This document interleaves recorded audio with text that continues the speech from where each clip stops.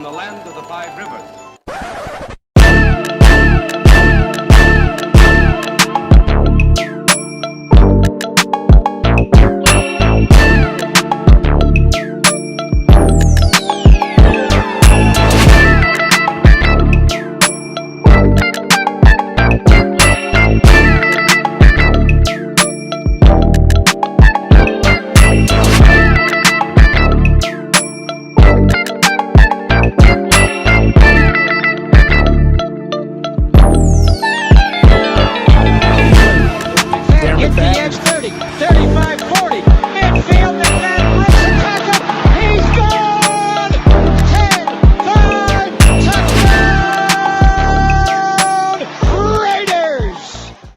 Years ago, when we came to Los Angeles, I really believed that the greatness of the Raiders would be in its future.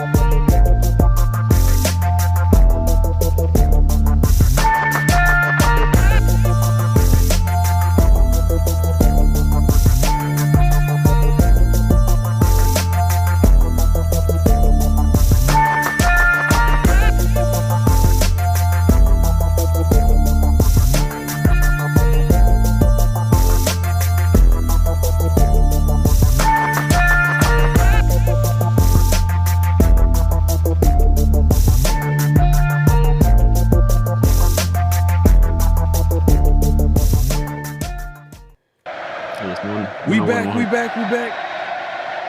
Y'all already know what time it is. Oh, you didn't know? 50-50.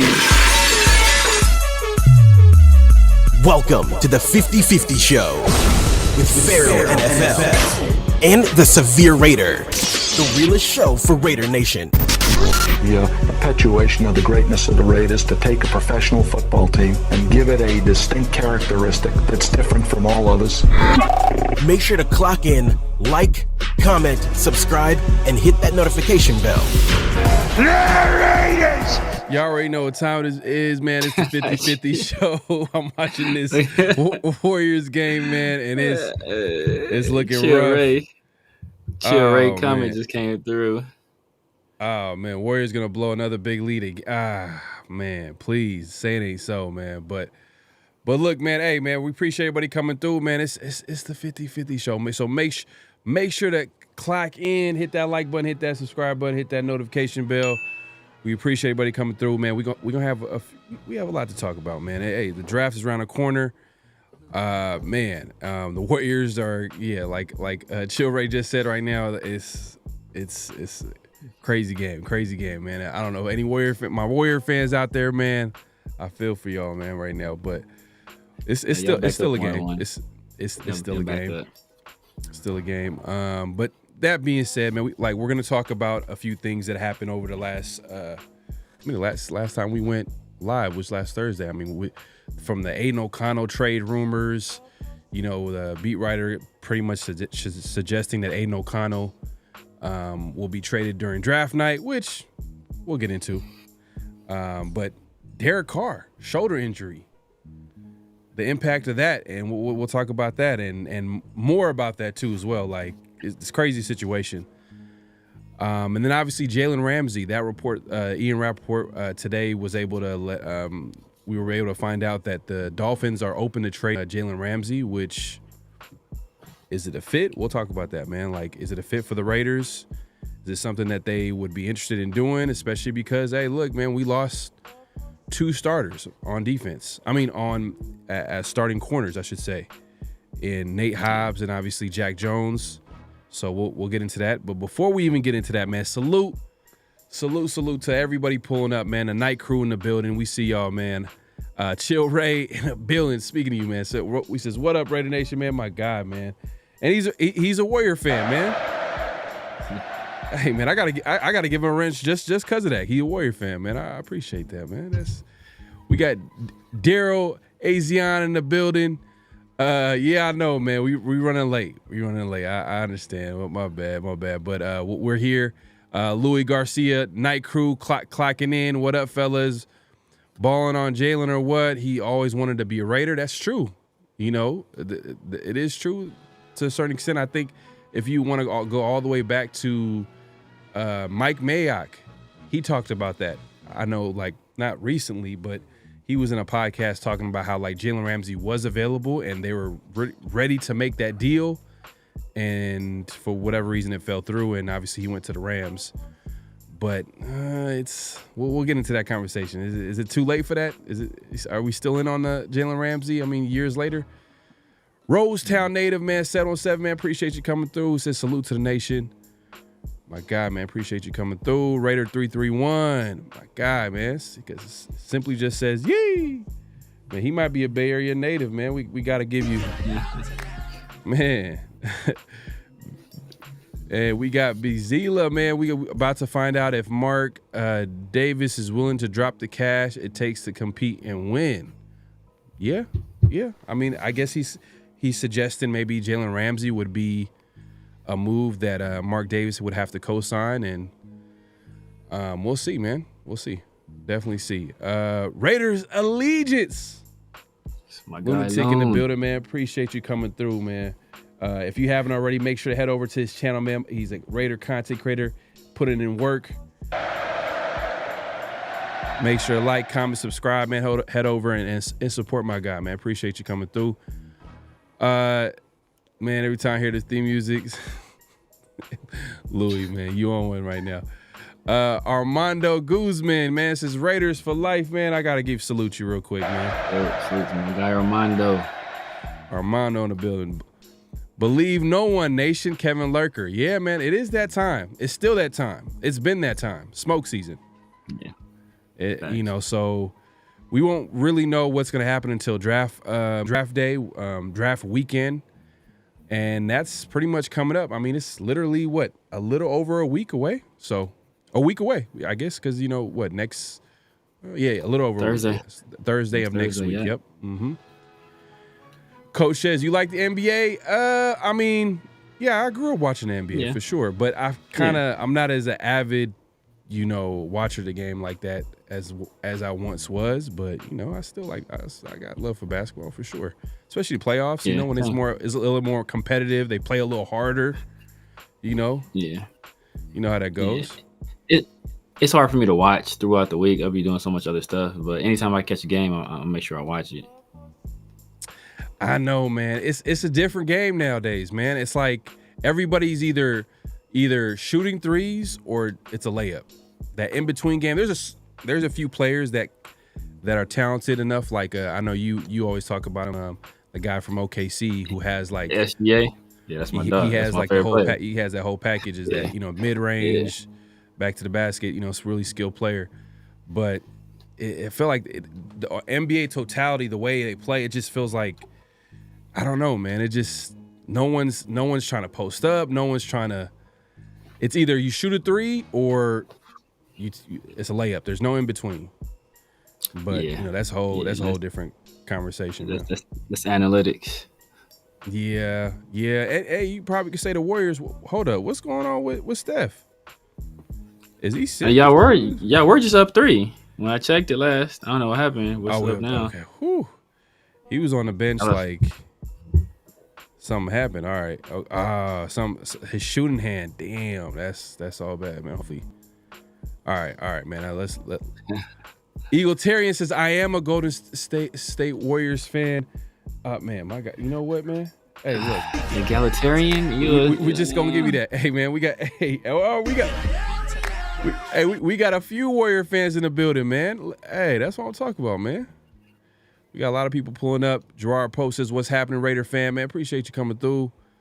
AJ Simpson obviously pulled up. You know, he's a Warrior fan. You know, we gotta salute him. Jolie says Kings in 8. Kings not even in playoffs, but I guess he's trying to be funny, man. But man, but yeah, man, let's not waste any time, man. Let's just get into it. Obviously, we'll start with the biggest news of the day. And I think today, Jaylen Ramsey obviously was reported that he was going to, the Dolphins are going to be looking to trade him. Is that a guy severe that you feel like would fit what the Raiders are looking for at this stage of his career? I know he fulfills that cornerback spot that we need, but he is hitting 30 and he's making almost 30 a year. I mean, like the cap, if you look at his cap hit, I think with the Dolphins, he holds like what, at least $25 million cap hit a year. Is that something that the Raiders should look into, or what would it take for you to be like, okay, it makes sense? So it depends on what the Raiders are trying to do. If it's truly like they think they have a chance to win now, yeah, I wouldn't mind that, because it might take a third round pick, to get him. Especially considering that I think his contract was 25.5, but the Dolphins already paid $4 million in a roster bonus, so his number is like 21.5. So that's for a top tier corner, that's not a bad number. He is 30. He will be 31 this season. Obviously, you would hope that he has like a Charles Woodson type career where you can kind of move him around. Maybe you start moving him to safety, moving him different places, and that way you have like a guy with him at corner, then Jeremy Chin and Isaiah Palomao. You got some pieces that you can like do some different things with. So if you're in a win now mode, hey, by all means, push all the chips in the middle of the table, swing for the fences, go after a guy like Jaylen Ramsey. If you're not in win now situation, maybe that third round pick is more valuable to you than a 31-year-old corner. Yeah, I'm sorry, man. I'm not giving no premium draft picks, and I consider a third round pick kind of right there, close to premium. Like the premium draft picks, that would be the first and second, and low key, I'm kind of throwing in that third too, because you can get a starter. Yeah, third is a starter. I expect the third round pick to be a starter. You can get a starter on a cheap contract too, as well. He is on the other side of 30, but he is a great player, talented player. So, can he have the longevity to play a little longer? I think he's under contract until 2028, I believe. I think so. So that's about 3 years. So the Raiders will have to take on that contract. I don't know, man. If they were even to be aggressive enough to make that deal, it would have to be like for like a 6. We got 3 6-round picks. I'll throw that 6 in there. I'm sorry, man. I want to give them my draft picks, man. Because look, you can't. Mac Jones got traded for a 6. I know, and I know I'm being cheap about it, but it's like, come on, the Raiders, I feel like, have been on the fence of wanting to win now and also trying to look toward the future. Yeah. I'm like, just commit to whatever you're trying to do. If you're gonna reload, then let all your moves reflect that. But all their moves haven't reflect that. They've kind of tried to play everything smart. They're playing the long game. They're valuing their draft picks. They got a bridge quarterback in Geno Smith, who, from what we're seeing and everything, just looking at that contract, it kind of still has them in play to get a young QB. Like you hear Spytek, he wants to build through the draft. So it's like, all right, if that's the case, if you're going to rebuild that way, which is totally fine by me. If you look at all the great teams, they've all kind of done it that way at some point in order to get to that, that contender spot of a team. But then that's fine. I just feel like they got to stick to that. And for them to stick to that wouldn't be trading for like a 31-year-old cornerback, paying him $25 million a year or 20-something a year. I know it was like you said that it's manageable, but like you would give up a third-round pick for Jaylen Ramsey? Me personally, like I've already been saying, I don't think the Raiders are in a position to win now. They shouldn't be making moves with the intention to win now if it's going to sacrifice their ability to win later. I've been saying that. It's part of the reason why I had issues with the Pete Carroll hire, where it's like, okay, we're not a contender right now, and where we'll be in 3 years when he's probably, teaching full time at USC, right? Like, what are we going to be at that point? So I think all of our things should be laying the groundwork and setting this team up to grow together and win in the future. So, is Jaylen Ramsey going to be a valuable piece of that future in 2 or 3 years? I don't know, right? If it was a situation where he was moving to safety, I'd have a lot more confidence in that. So, but it's like, does he play corner this year and then we let Jeremy Chin walk, and then Jaylen Ramsey, he transitions to a safety role?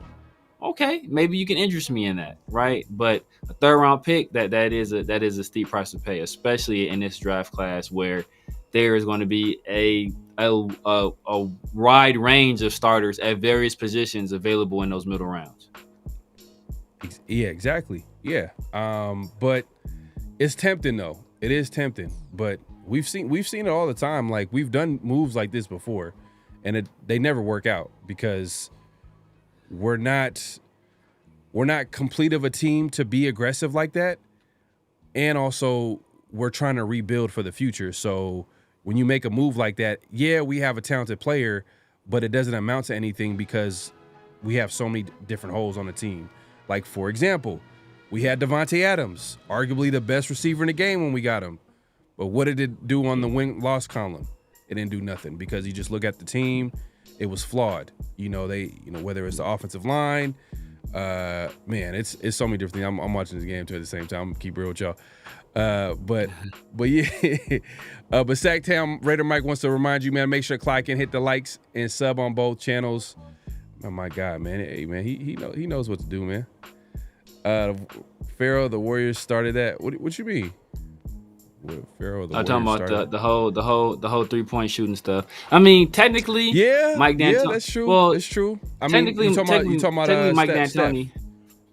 Yeah. Oh yeah. D'Antoni was Mike D'Antoni. With but Steve Nash. The Warriors winning that way, that's what changed the league. Like, the Warriors winning it. And like Steph just dominating the game by shooting a three ball, and then you add in Klay Thompson, and then the way they pass the basketball, and then how they play that positionless, basketball kind of just took over. It's just like, oh, man, yeah, you can make a point. It is what it is. But maybe that changes because, maybe there's gonna be a team that comes in that's gonna bring that old school basketball where you have that big, and they're gonna go on their run to championship because no one can match up with them.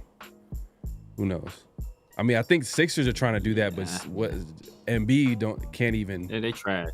They tried. Yeah, I guess the closest will be the Nuggets. The Nuggets did it with Jokic, but even then, it was Jokic, and they had a whole bunch of people around them that can kind of shoot. So, you know, it's that's kind of gonna be that's the way to lead. You got to be able to shoot. Just for spacing purposes and analytics. That's the crazy thing where everybody can shoot. Every position can shoot, like from the 5 to the 1. It's wild, man. Okay, Coach, you watch basketball. All right, okay. If Rose never got hurt and won a championship back in 2010, I think the league would have looked a lot different. I'm a believer in this.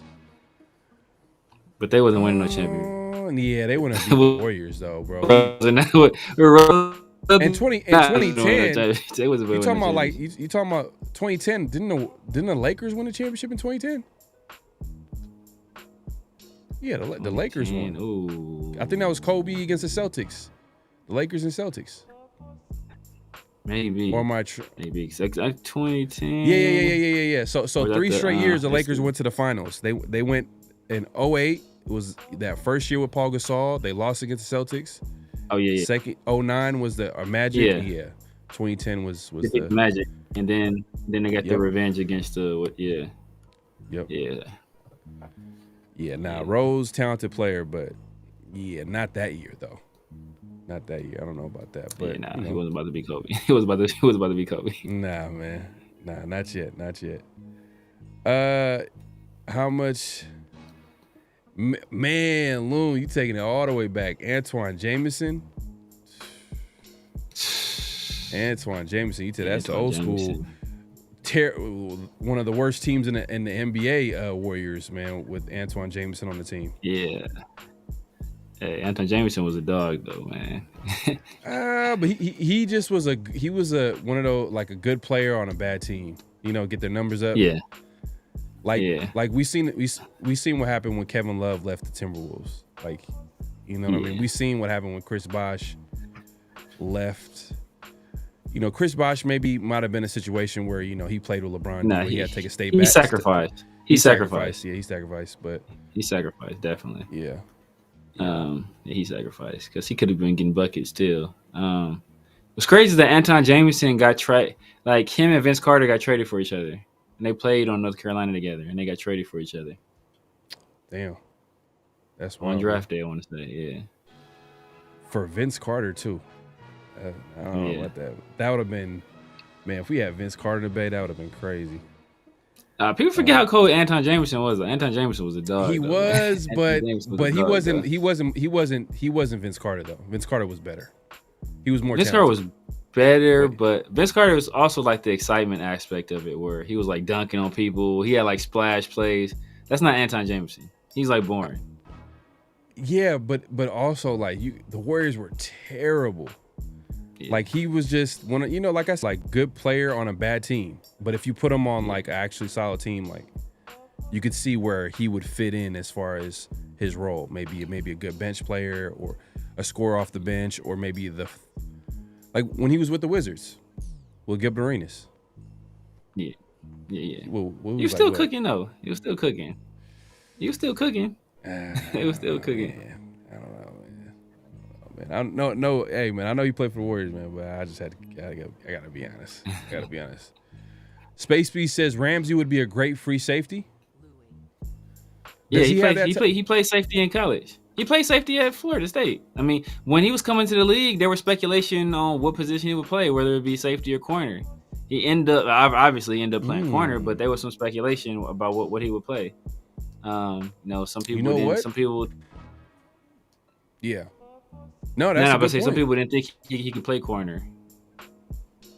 No, that's a good point. I mean, now when you think about it from that perspective, now you could add more years to his career a little bit. Like, I mean, we all know, like, if we got Raider fans in here that were following a team back in 2002. Man, we remember Rod Woodson came to the Raiders at, like, what was he, like 38, 36? No. He was like 35, 36. Yeah, I'll say maybe like, more around there. Yeah. 35, 36 in 2002 when he had like 8 interceptions that year, so it's like. Yeah. And then Rod Woodson did it. Charles Woodson did it. Charles Woodson. Charles was older. Deion did it. Deion was safety? With the Ravens, he played safety. Oh, they moved him to safety. Oh, like, Deion was like what? He was 30, he was late 30s? Yeah. Late 30s, yeah. He came out of retirement. He tried to come out of retirement and play for us, but I think I have to go to waivers, and teams already said if you try to do it, we're gonna claim him before he gets to you guys in the waiver wire. So don't even do it. So that's why it didn't happen. But he wanted to come play for us. Fourth round pick. Next year's 4th round pick, not this year's. Next year, they gonna laugh you out the. Well, Space B started it. He said not a third. A 5th or 6th, maybe next year's 3rd. Jolie says I'm cool off Ramsey. Could Chin play nickel? Yeah, he can, but I don't like when they like spots.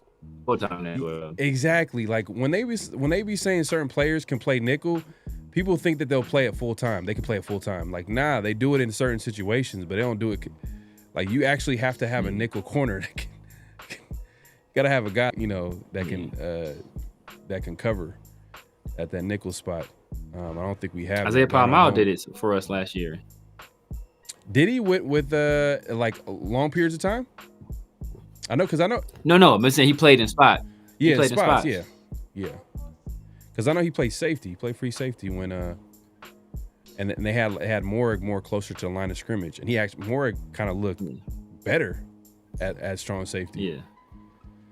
Facts. Way more comfortable. Let's see. Torque says Dolphins 100% trading up for Travis Hunter is what I get from this. Possibly. Yeah, but Jaylen Ramsey low-key asked for a trade too, though. So it was like a mutual thing where Jaylen Ramsey wanted out. The Dolphins like, cool, trading him. And I think he said he wanted to go. I think he said he wanted to go to a contender though. So that you can cross out the Raiders. Let's see. We won't commit to a future to 2-3 years. I know, right? No, it's facts. We won't. Stokes and Richardson are projects right now. Well, Stokes, just needs to stay healthy. Richardson is kind of like, we still don't know what we have, really. He's kind of like one of those guys like that got to come into training camp and compete and see what happens.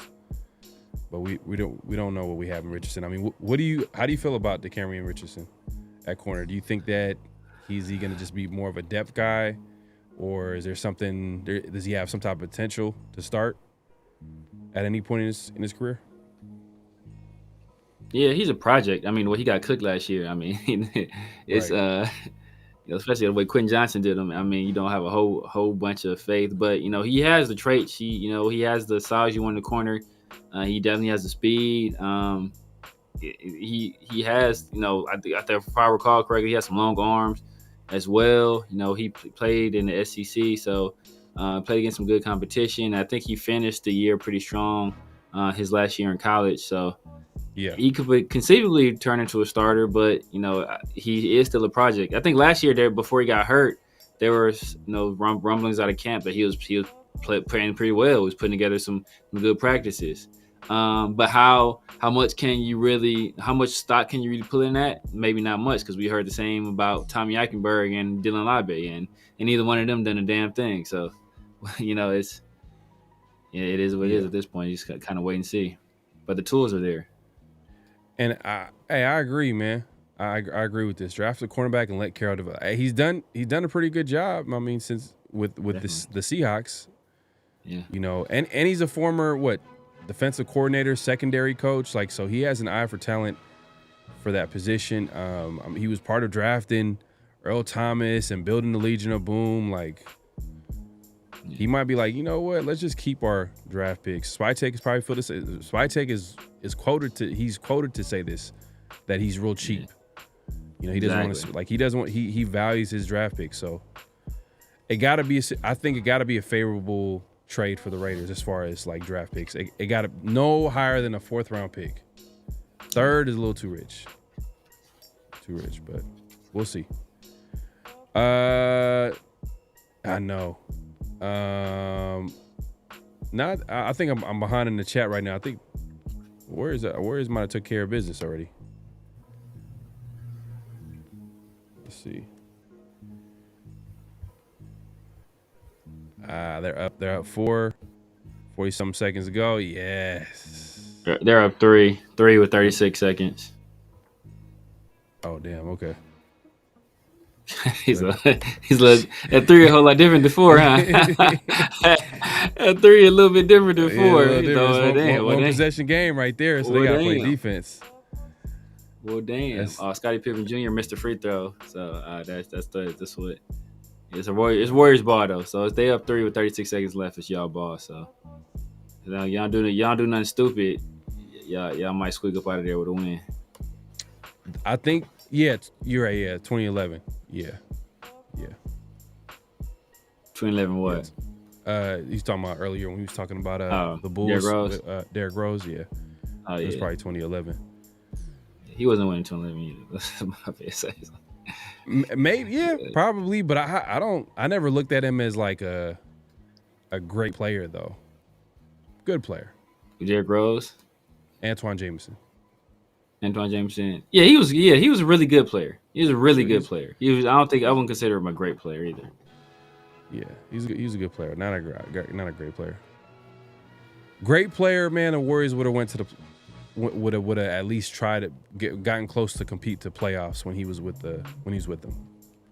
Y'all was trash though. It was no. It was bad. Y'all was mega trash, bro. It was bad, man. But like, if you have a great player, man, it makes a difference. It makes a difference, bro. Trash, though. Yeah, man. I'm behind in the chat, man. Appreciate everybody coming through. Make sure to clock in, hit that like button, hit that subscribe button. But let's move it along, man. So another newsworthy thing that happened recently was finding out that Derek Carr, basically, he might have to get shoulder surgery, which he can possibly miss the season. I don't know. They're just still deciding what they might do. That he might need surgery, he might not. So it puts his season in doubt, which is interesting because the Saints, they pick at like number 9. So do they kind of prioritize quarterback? They probably already did, but now like they really need to get a quarterback to at least like maybe not have a wasted season. Get somebody over there that they can develop and see if they have something there, like a Shedeur Sanders. Now, do you see this impacting the Raiders in any way? Does this make the Raiders' number 6 pick even more valuable? Because let's say if Shedeur is dropping and he's there at number 6, the Saints come calling. Do you think that's going to be an easy trade down candidate right there? I think that's a spot where you'd have to look at for them. That's why I think the Raiders, I mean, I don't know what they've really been doing, but they should be doing a lot more to try to show interest in Shedeur. Because if you really want to trade down, obviously the Saints are a team that right now, if the rumors are true that the whatever shoulder stuff that Carr is going through could potentially put him out the entire season or a large chunk of that season, you got a rookie head coach in there. I'm sure he doesn't want to come in like losing immediately with some uncertainty at the quarterback position. Kind of best situation for him is that, hey, my first year here, I get to hand pick my own guy. So I think that would be ideal for them right there. So if the Raiders could gen up enough interest to get them to move up to 6, I think that's an ideal situation. Them to move up for Shedeur or the Bears to move up for Genty, right? Either one of those teams move up. I would be perfectly happy with trading back with either one of those teams. And I think the Bears have 2 seconds, right? If we recall correctly, the Bears have 2 second-round picks. We were doing a mock. Yeah, they have 2 second-round picks. So that actually would be a great trade-down candidate just because they're still in top 10. I think they picked number 10. And on top of that, they got another second-round pick. And the second-round pick is not bad at all. Like, I think both are like kind of like early. So yeah. I mean, it's good. I feel like it's good for the Raiders. However way it shakes out, I think the Raiders, the best possible situation for them is to trade down. Like they have to trade down. I mean, they don't have to, but I just feel like the way their team is set up right now, the lack of depth at certain areas, certain positions that need answering, linebacker, corner.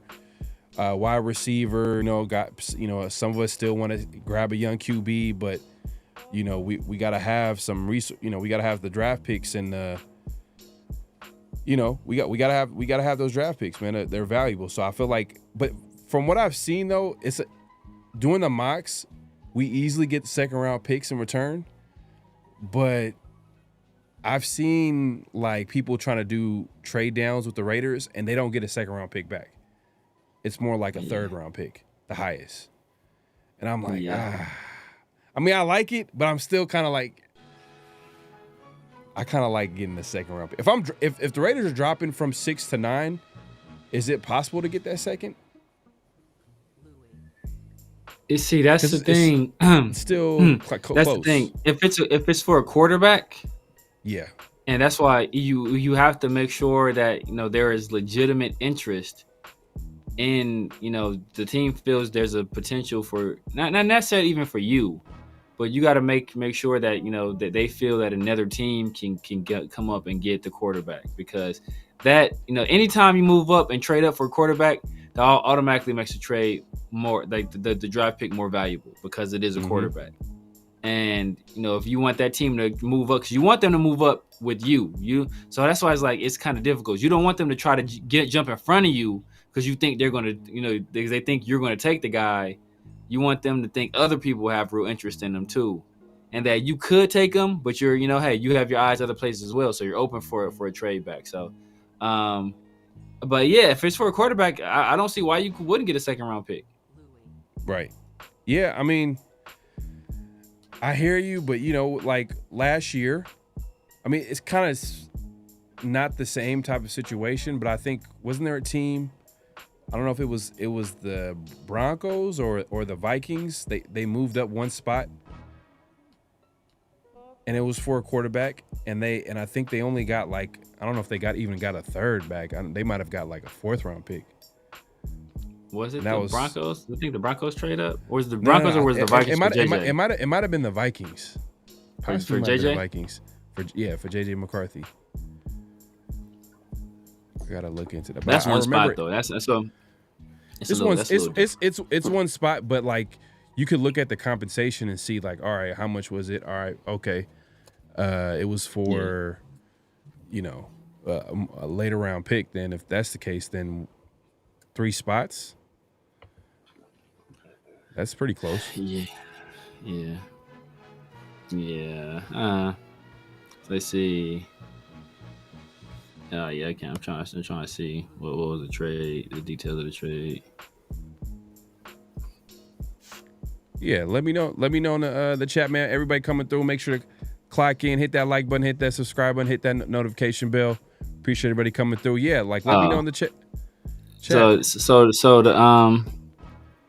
So the Vikings traded 11, 129, and 157 for 10 and 203.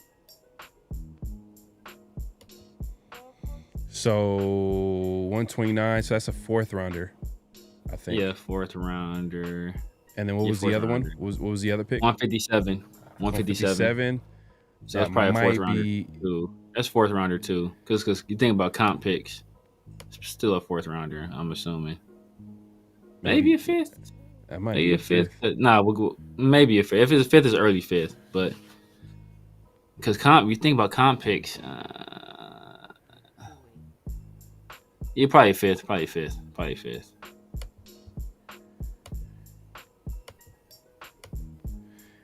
Yeah, I see people talking about the Ramsey. You know what? Not if he wants to go to a contender, I don't know if the Raiders would be that team right now. If he's trying to win right now and be on a contender, I don't think the Raiders are a contender right now. So yeah. I'm not sure if we would be a fit. That's the other part of it too. Does he even want to come here? He has in the past, yeah, when he was younger and wanting a fresh start, going from the Jaguars, and he wanted to come to possibly play for the Raiders and play under Gruden, but it's a completely different team. He's different part, he's a little older, probably doesn't have a lot of time to waste. He just wants to go to a team that's ready to win now. And I'm not sure who that would be. That would be interesting. Man, it could be a few teams, but I'm just saying, what team would who needs a corner, maybe possible safety? Hopefully it's not the Chiefs. Hopefully it's not the Broncos. Hopefully it's not the Chargers. I don't want to see Jaylen Ramsey on none of those teams. I could see the Chiefs. Honestly, I could see the Chiefs. That would be tragic. Yeah. The Eagles got rid of Slay. Did they pick up another corner? I know they got rid of Darius Slay. Did they pick up another corner? Let me look at Eagles free agency. The Bills. think they got rid of Tre'Davious White. I don't know if they have another corner there.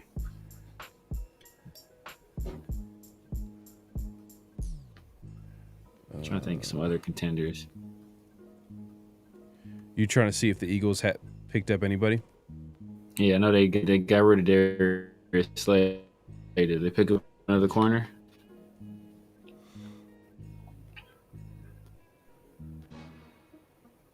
Knowing the Eagles, man, they always got moves up their sleeves. Oh, this one, I like this pickup, though, but they picked up Azeez Ojulari. I'm like, damn. Oh, yeah. Yeah, from the Giants. Yeah, like, he has the talent. He just got to stay healthy. And now he goes to, like, a already loaded, pass rush. They did not pick Adoree Jackson. They picked up Adoree Jackson. But I don't know. That's not a needle mover. Yeah. They ain't stopping me from getting Jalen. Oh, they picked up Harrison Bryant. Oh shit. Josh Uche. AJ Dillon. Okay. Signed. Yeah. So nobody of importance, basically. Right. I mean, they could. That's like an Eagles move too. Like they're like super aggressive, like because they know they're in like that Super Bowl window, so they know it's the time to be aggressive.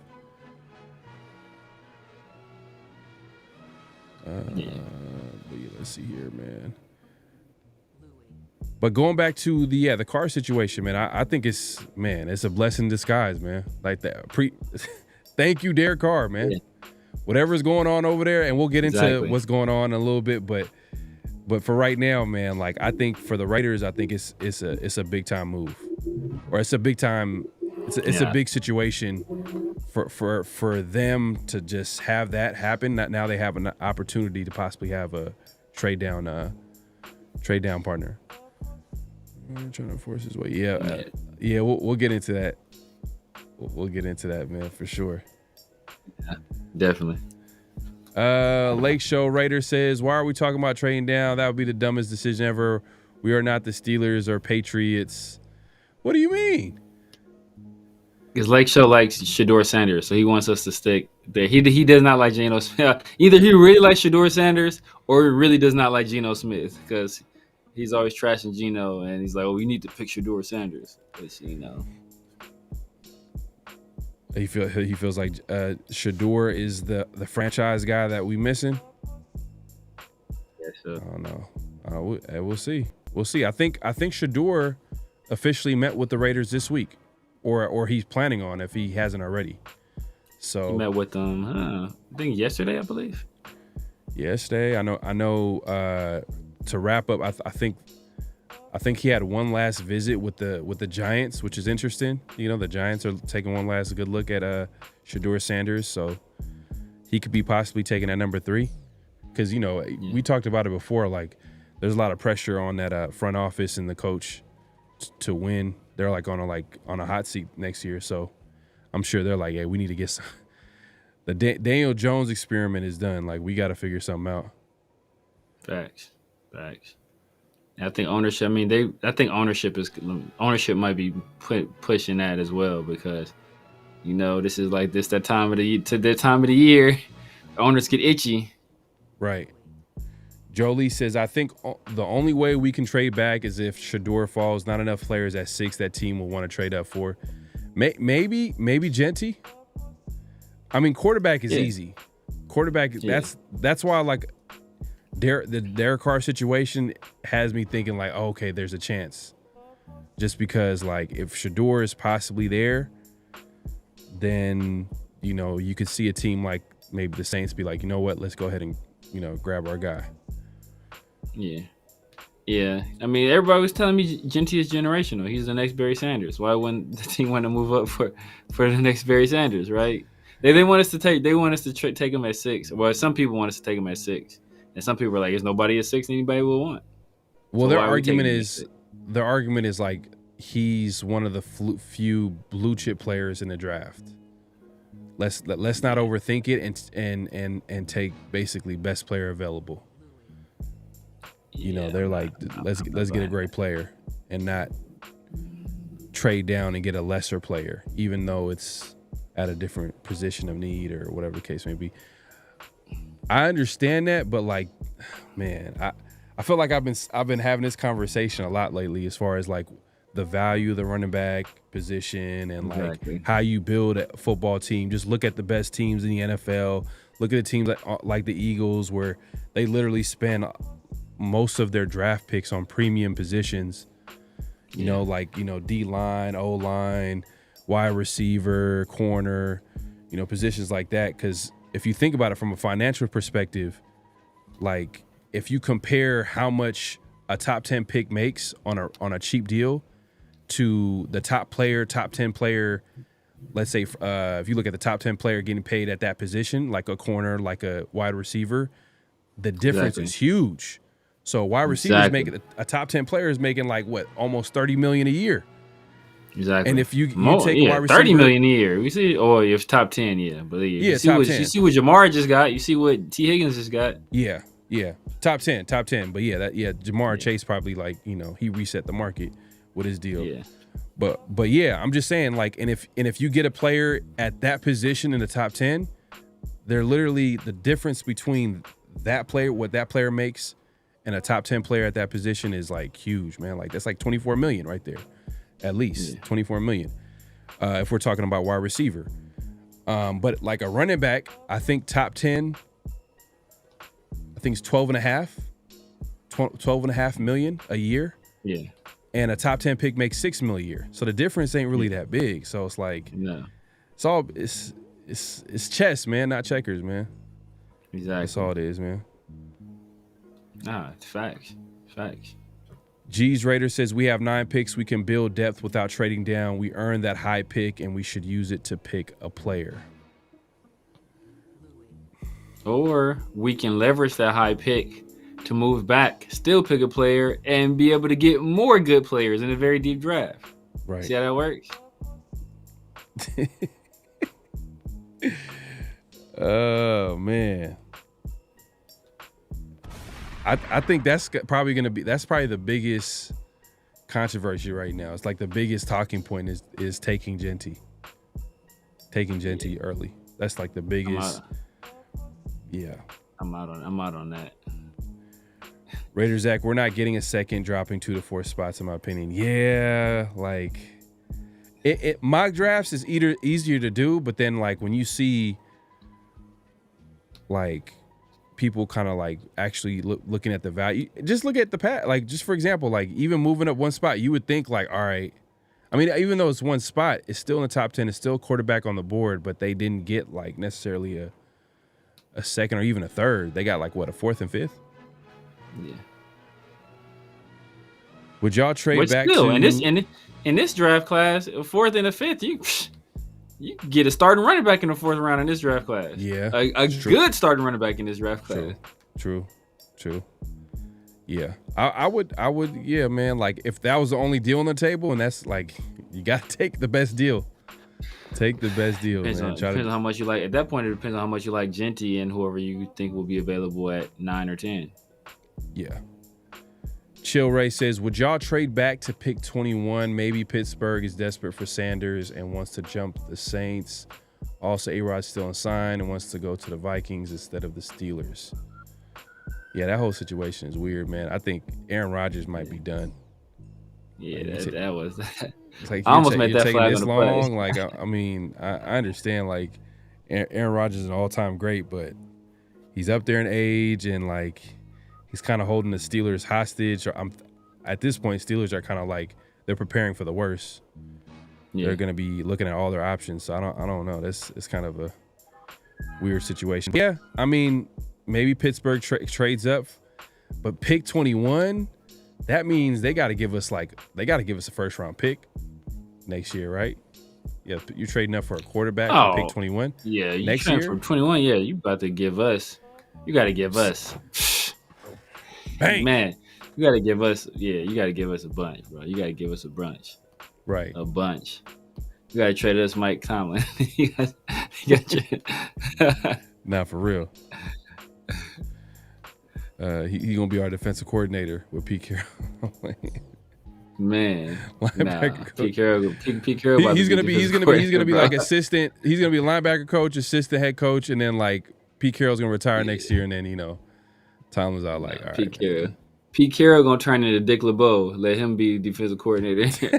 let him go ahead and teach them part-time classes at USC and let him do his thing. I'm not gonna lie, man. Pete Carroll does look old, man. I don't know. No one's really talking about it. I know everybody's trying to be nice, but he is looking. He's looking old, man. So we'll see. We'll see. I'm telling you, I don't want to be negative. Man. So I'm trying to be positive. Bro, look. Let's not get into that. It's looking wicked, bro. It's looking crazy. But hey, I thought he had more energy than all of us. That's what people told me. Right. Bro, I ain't getting into that. No, it's just that, man, he's looking old, and then it's just like anything could happen after this season, like where he could just be like, man, my doctors told me that I need to take a step back. Like, exactly. That's realistic. Like, I wouldn't be shocked. Like, it wouldn't be surprising if I heard, like, Pete Carroll said, like, man, I had to talk to my family. And, we did have a good season, a solid season. But, I can see that happening because he's in his mid-70s. But, people don't want to have that conversation. So we're not going to talk about it. Have that conversation, bro. They don't want to talk about it. But yeah, man, make sure to clock in, hit that like button, hit that subscribe button, hit that notification bell. AOC was also rumored. I mean, pretty much Raiders beat writer Vic Tafur kind of implied that Raiders will be looking to trade AOC, possibly during draft night. How you feel about that? Do you think it would be a good move to give up a quarterback when we don't really have anybody outside of Geno, or you like the move? It's a guy that, we know what we have in him, and it's a different regime, and we need to get someone else in there to develop. Yeah, it depends on what we get for him. You kind of know what you have in Aidan. If you plan on taking a quarterback, maybe you plan on taking a quarterback in the first 3-4 rounds, then maybe that makes a lot of sense. Whereas, like, you know what, let's get him out of the way, start to development on this young guy. But if you don't plan on taking a quarterback in this class, then you know what you have in Aidan O'Connell, right? It's a very flawed quarterback, but a quarterback that has played NFL games, has won actual NFL games, and at least you very familiar with his skill set, with his personality. You know his limitations. You could work around those limitations. So rather than trying to get a guy in free agency or something like that. But if you plan on taking a quarterback, a project guy, like maybe I think we're visiting with Tyler Shuck soon. We just visited with Shador. That would have to be much earlier. I think we visited with Jackson Dart as well. So if you have your eyes on those guys, maybe that makes the most sense to get Aidan up out of there, get what you can for him. Probably wouldn't be anything of much value, maybe a sixth. And you kind of cut your losses. But then wouldn't you say, like, would you keep 3 quarterbacks? You feel like that would be a smart move to keep 3 quarterbacks on the roster? I mean, just to see, because the quarterback position is so important, or is it case by case depending on the team and where they're at? Like, if it's a really good team, yeah, you want to keep quarterbacks because if anything happened, you don't want your season to be over because you don't have another option to go to. Yeah, it all depends on what you feel about that other quarterback, because now with the emergency quarterback, you can have a guy on your practice squad and he can just be designated as your you can have a guy designated as that emergency quarterback, right? And you kind of move him up and down from the practice squad depending on the need. Most teams, if they had their druthers, they'd only carry two on the 53, and they'll have another guy on the practice squad. So, the roster spots are valuable. Yeah. Yeah, no, facts, 100%. It's tough too because, like, you got to think about offensive line, you got to think about other position groups where you need as much. And that's the crazy thing. Do you think this is a random question, but like, you think they'll ever increase that number? To the roster spots? Yeah, like, do you think they'll ever increase that number? Because like the NFL, like players get injured left and right, man. Like it's you know, the NFL is just. I think they will increase that number, but I think it will only be once. And I said once because they're going to do it once they go to 18. Once they go to the 18-game season, I think they'll increase the roster. How much they'll increase it, I don't know, but I think they'll once they go to 18 games, I think they'll slightly increase it. Barry Sanders was 5'8". Yeah, but Barry Sanders is.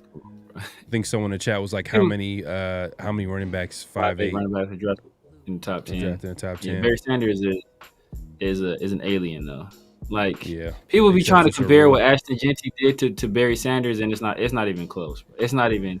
How tall is the running back from the Saints? Alvin Kamara? Yeah, I know he wasn't drafted in the first. He was drafted in the 3rd round out of Tennessee. Yeah, 3rd round, I believe. Yeah, 3rd round. He's not small though. No, he's not small though. He's not like small? 5'10", like 5. Yeah, 5'10"? Alvin Kamara's not small. Yeah, Alvin Kamara's not small at all. He looks small. I don't know why his build look. Okay, let me see.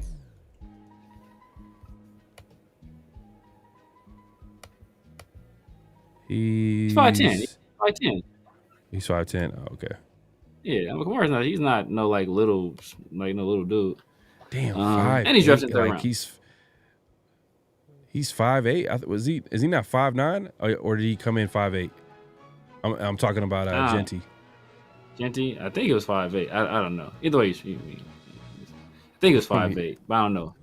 No, he didn't let nobody do anything I don't think he got measured or anything at the combine. Why do they compare him to LaDainian Tomlinson? Like, I don't like, what is it? The contact balance? Is that what it is? I don't know. I don't know. People would just be reaching. They see a player they like and they want to compare him to the best players but he's LaDainian Tomlinson, 5'10". These are like my favorite running backs. LaDainian Tomlinson, Marshall Faulk. He's a different kind of player than those guys. Aidan Peterson was 6'1". He was a monster. He's a different player than those guys. Who? Ashton Genty? Yeah, I think you had a good comparison for him. Who you said MJD, right? Yeah, MJD. Yeah, MJD. I think that's a good pair. But MJD said, what did he say? MJD said he ran 4.3. He ran a 4.3. He let him know. Yeah, I ran 4.3, bro. He's faster. And I think Ashton Genty has better contact balance, and I think he has better vision. Yeah. But yeah, MJD got more juice. Yeah, man. You can't tell me. Let's see, man. The chat is going crazy. I'm trying to catch up. Everything I see on Genty says he's 5'8". I don't know if he was standing on his tippy toes and somebody else measured him, but everything I said says he's 5'8". Donnie says Zamir going to the Jags. Alex says Zamir about to get traded for bar food and a case of beer. Don't do Dante like that. Don't do Dante like that at all. Man. Yeah, he's 5'8". He's 5'8". 5'8", 211. Yeah, it's pretty. Damn. Pretty. He is small, but hey, there's always gonna be exceptions to the rule, bro. So yeah, he'll be a good player. He's gonna be a good player. Yeah, I don't think he's gonna be generational. Genty? Yeah. We'll see. Yeah. He measured 5'8" at the combine. For anybody who's wondering. So that's official measurement. So ESPN might have him different. CBS's college team might have him listed as something different. But at the combine, he measured at 5'8". Yeah, PFF says 5'9". I 5'9" was what I thought it was, but at combine they measured him. The combine's the combine, so they measured him at. You said 5'8", Severe? Yeah. Yeah. It is what it is. If you haven't already, make sure to clock in, hit that like button, hit that subscribe button, hit that notification bell. Man, let's move it along, man. let's move along. I think. Another just random news. Max Crosby. Yeah. Max Crosby was made an assistant GM for his college, which was kind of like, I did not expect that to happen at all. Like, that was so random to hear. Yeah. But he's one of the few like active players who are assistant GMs. I think I've seen Steph Curry. I think Steph Curry is also an assistant GM. There's a few other players. Davidson. Yeah, for Davidson. Yeah, man, it's crazy. What were your initial thoughts when you heard about that? Oh no, bro! It's just this team is just it's unserious stuff to me, man. Like I don't know, bro. It's just I don't know. It's just unserious stuff to me, man. But hey, these guys have other businesses and other stuff that they do, so I can't get. It's strategic though. I think it's strategic, man. If you got like it's a long play for him. But I think, don't you think it might be strategic for the school to have Max Crosby as assistant GM? Maybe you have like, you can bring in players who want to basically, you know, have a relationship with Max Crosby, you know, build with them and like, you know, learn from an NFL great. Possibly. But I mean, how much they gonna really be learning? Like, because the seasons match up at the same time, so it's like, no, man, it's just so like so Max Crosby gonna be there, like doing through pass rush drills with you, like you, bro, and you know, he's gonna be there to take pictures and be like, hey, exactly. He might be. I gotta at go the though. pit, you know, the alumni. Maybe, you know, it's to get more to squeeze more money out of alumni and stuff like that. But other than that, man, you know, all college football is very transactional, man. It's very transactional. So yeah, it's kids not kids ain't going to East like, oh, I'm going to Eastern Michigan because I love Max Crosby. Like, kids are going to go where they think they can either get paid the most NIL or where they think they can get noticed and get drafted. Like, those are the two factors. Like, where they can get paid or where they noticed. If you ain't getting paid or noticed at Eastern Michigan, it's just not happening. So earlier I said Crosby kind of joins, you know, active players or just athletes in general returning to college and being either assistant GM or actual GM. From Steph Curry being assistant GM for the Davidson basketball program. Trae Young also has the same title for Oklahoma basketball. That's crazy. Yeah, that's weird. That's what I'm saying. Yeah, his Hawks teammate Terrence Mann also has the same situation going on with Florida State. And Andrew Luck, who's not currently playing, but he's Stanford's general manager. Yeah. He's their full-time general manager or assistant? Yeah, football program's general manager. I mean, I'm sure he's doing that. I could believe Andrew Luck is actually doing work. Yeah, just because he's not playing anymore. You know, he's not playing football anymore. So like I can see that. But all the other guys, it's just the name. I don't believe. Yeah, exactly. I don't believe any of it. That's why I'm just like. That's why I can't get mad at it. It's like, all right, whatever, bro. You know, it's good for him. It's great for him to he loves Eastern Michigan. Obviously, you know, he has the tattoo with the E. You know, it's the school that helped him. It helped turn him to the guy he is right today, right to an NFL player. You know, he kind of built his foundation there. So it's good for him to give back to school. School kind of put, you know, he put the school on the map. You know, his name having, hey, we got Max Crosby as our alumni. It's good for the school as well. But like I said, I don't know how serious it is.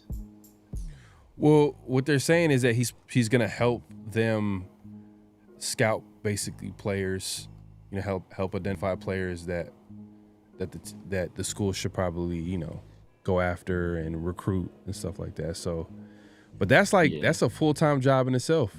You know what I mean? Yeah. Like, so I don't know. Like, maybe he calls him like, hey, hey, I got a guy make him here. A scout. They make him a scout. They'll make him assistant GM. Like, that's what I'm saying. It's just not. It's just not serious. Like, if you want to scout players, like, just make him a scout then. I'm telling you, like the colleges, they're benefiting by using. They're gonna use like the player's name. Like, oh, we got Steph Curry, GM at Davidson. Like Max Crosby's assistant GM. Like I feel like they're gonna use that. Because what's the benefit? What's the benefit of them? Bringing them on. There has to be a benefit, and the benefit I think has something to do with the name. Just have that association. Just that association. Cachet. Mm-hmm. Yeah. Pretty just much, that association, man. It's all transactional, man. Like I said, it's all transactional. Right, man. If you haven't already, make sure to clock in, hit that like button, hit that subscribe button, hit that notification bell. We appreciate everybody coming through. Marty Marsh says, I think Max doing too much. If he had a bad season, that'll be blamed. That is not his focus. What do you think? Yeah, I mean, I don't know. I don't think he's gonna lose focus, but I think he's just, like we just said right now, I think it's just a title. Yeah, for the most part, it's just not. He's assistant GM in name.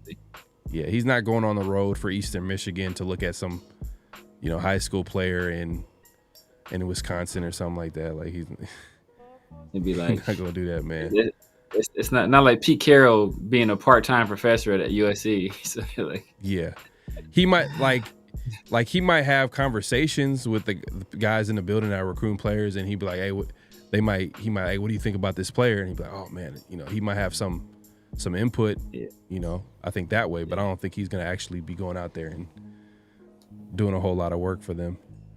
Yeah, exactly. Like you said, it's a name only.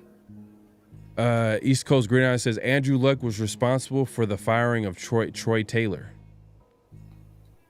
Oh, that's the guy that just got up out of there. Oh, okay. Did Andrew Luck how long has he held that position? I'm not sure. Was this his first year doing it? He's just trying to. But Stanford ain't gonna be Stanford ain't gonna. Yeah. They ain't gonna be the same. So I gotta give respect to Jim Harbaugh. I mean, like he made that program for like 1 year or two. They were pretty solid. They're solid. David Shaw did a good job there too. They fell completely off the map. So was Dave Shaw? I think Dave Shaw was after Jim Harbaugh. Dave Shaw was after. Yeah, he's after. Didn't David Shaw get hired as a offensive coordinator or OC or QB coach from one of the NFL teams? Let me see. David Shaw, I think, got hired this. He got hired. I don't remember for who though. Was it for a pro team or was it for a college team? Was it for a pro team? I remember he got hired. I don't remember for who though. He got hired as a passing game coordinator for the Lions. Okay, that's smooth. Yeah. That's smooth. That's crazy because like they're like a super run heavy team when he was he was at Stanford. They were like super run heavy because they had I think he had Christian. I think he had Christian McCaffrey. He had the other running back. I think the last name was Love. He was cold too. Mm-hmm. Did he have David Montgomery? Was it Montgomery? No, David Montgomery was Iowa State. David Montgomery was Iowa State. Didn't he have a Montgomery on the team? I feel like he had a Stanford. Yeah, David Montgomery was Iowa State. He came out the same year. What's the guy that was with the Texans? Because he was FAU, Florida Atlantic. I forgot. They were all the same draft classes as Josh Jacobs. Let's see, wide receiver. Was he wide receiver or running back? It's Ty Montgomery? No, Ty Montgomery. Yeah. I got it all messed up. Yeah, it was Ty Montgomery. Never mind. Oh. Never mind. Lions hired. Yep, exactly, man. Ty Montgomery. Yep. All right, man. Salute to the chat, man. Y'all know y'all stuff, man. But let's move it along, man. We got flag on the play, man. You already know what time it is. Personal foul, 69, offense. He was giving them the business. So this week's flag on the play was something that we talked about earlier was, pretty much Derek Carr kind of was the news came out that Derek Carr possibly needed shoulder injury, but now the word on the street, and if everybody's talking about it right now, is that this injury might have been made up. People are questioning if it's real or not. So if this is true, if it's made up, we got to get flag on play on Derek Carr, man. What's going on, man? Just demand a trade, man. You don't got to make up stuff. Yes. Like I don't know if he wants to be super nice. He cares about how it would look if he demands a trade. I don't know what it is, but some people are saying that Derek Carr's team put out the news that he needed shoulder surgery possibly right before the draft to maybe put pressure on the Saints to possibly trade him. Exactly. But yeah, definitely I put a flag. If this is true, I'm gonna put a flag on Derek Carr, man, because I feel like he should have just came out and just wanted to trade. Why would he do it in this way? I mean, maybe you could speak to that, Severe. So first off, even if let's say it's not made up, right? Let's say you think Pastor Carr, who has his own church, you think he will not tell a lie. He has too much integrity to do that. Then it's still flag on the play, because how long have you known about your shoulder being hurt? You couldn't have possibly just found out. And if you've known your shoulder's been hurt, why release that news now? Like, why would you do this right now when you know that the team has obviously been hell bent on drafting the quarterback? It's been been reported on that for a little while now, that they're going to draft the quarterback. When has really been the only question. So why release that right now? Like it's only to the detriment of the team that you're with. So it's just a bad look. And if it is because there's been rumors before that Derek Carr was saying to the team, or letting the Saints know that, you know what, he doesn't want to be a bridge quarterback. He'd rather be traded. And now you have this news that comes out that all of a sudden, a week and a half before the draft, Derek Carr could have a potentially potentially season-ending shoulder injury right before the draft. Like, bro, like the math ain't mathing, bro. So you was just asking for a trade not that long ago, and you didn't get your way, and now all of a sudden you got a shoulder injury that could keep you out. That could potentially keep you out of the 2025 season. So it's confirmed that he did demand a trade to begin the offseason with the Saints. See, so he demanded a trade to begin the offseason. And your shoulder was fine, and now you have an injury that could potentially keep you out the 2025 season. But let's just say you get because you have to pass a physical if you go to your next team, right?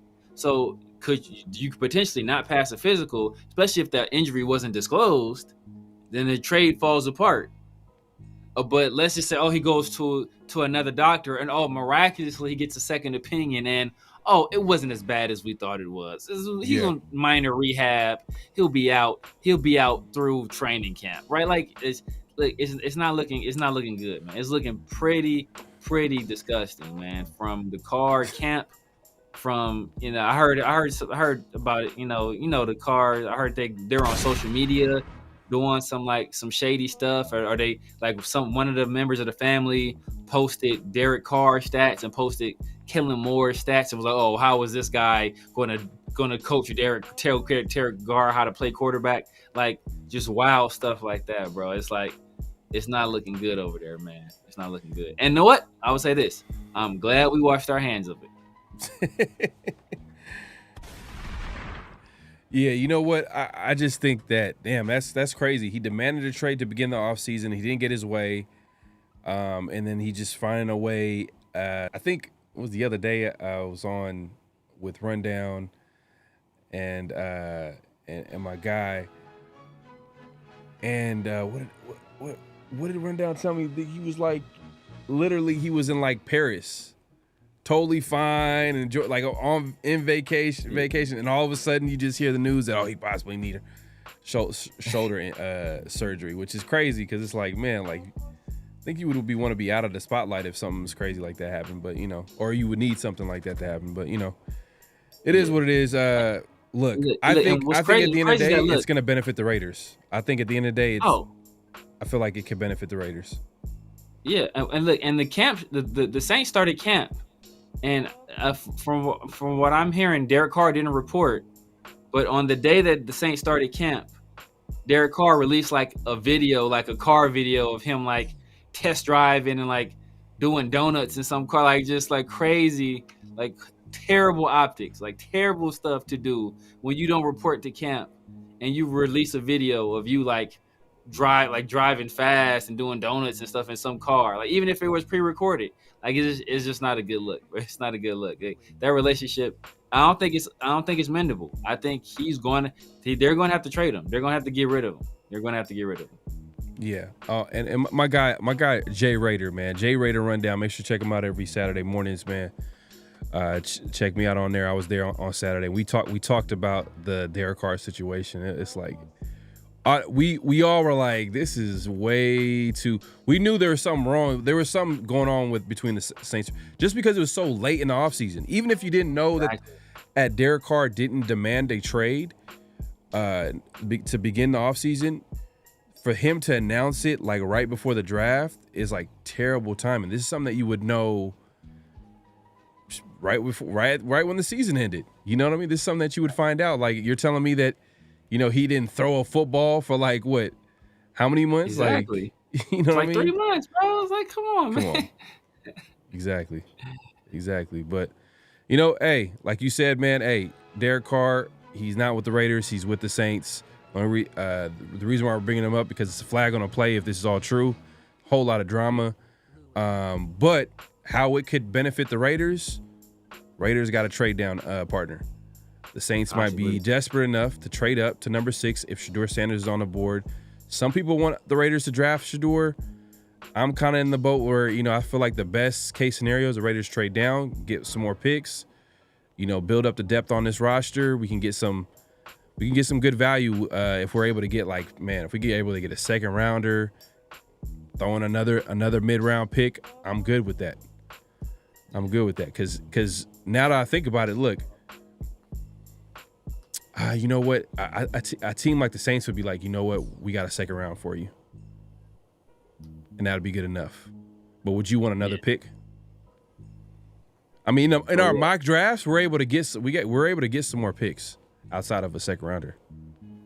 They give us a second round pick. Oh, bro, I'm taking that, bro. I'll be on the phone. Like, yeah, I want to get like a third. Like, no. Yeah, I'll take the second. I'm just playing with you. I'm taking that second in a heart, bro. I'm taking that second in a heartbeat.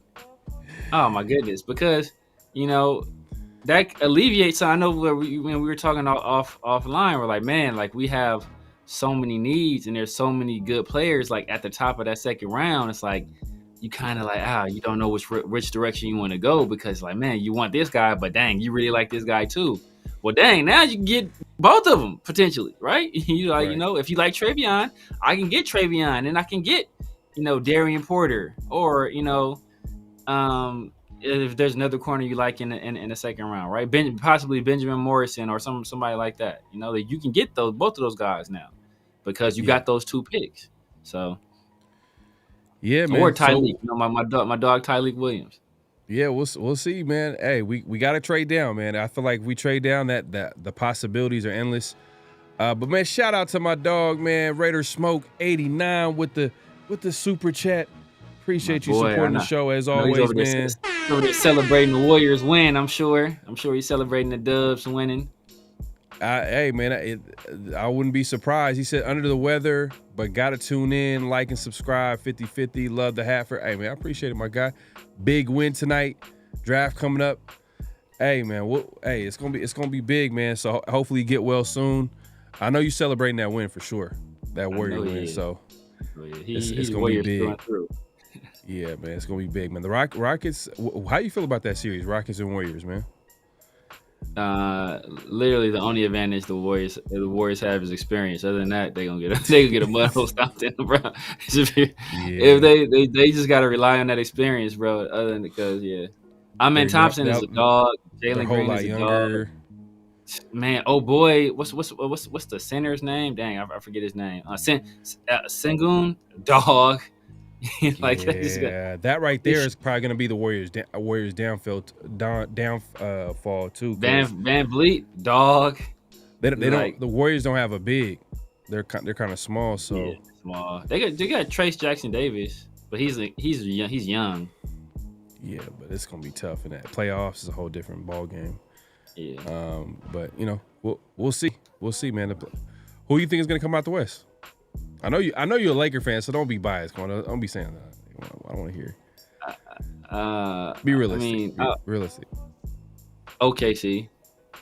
Okay. Out the East.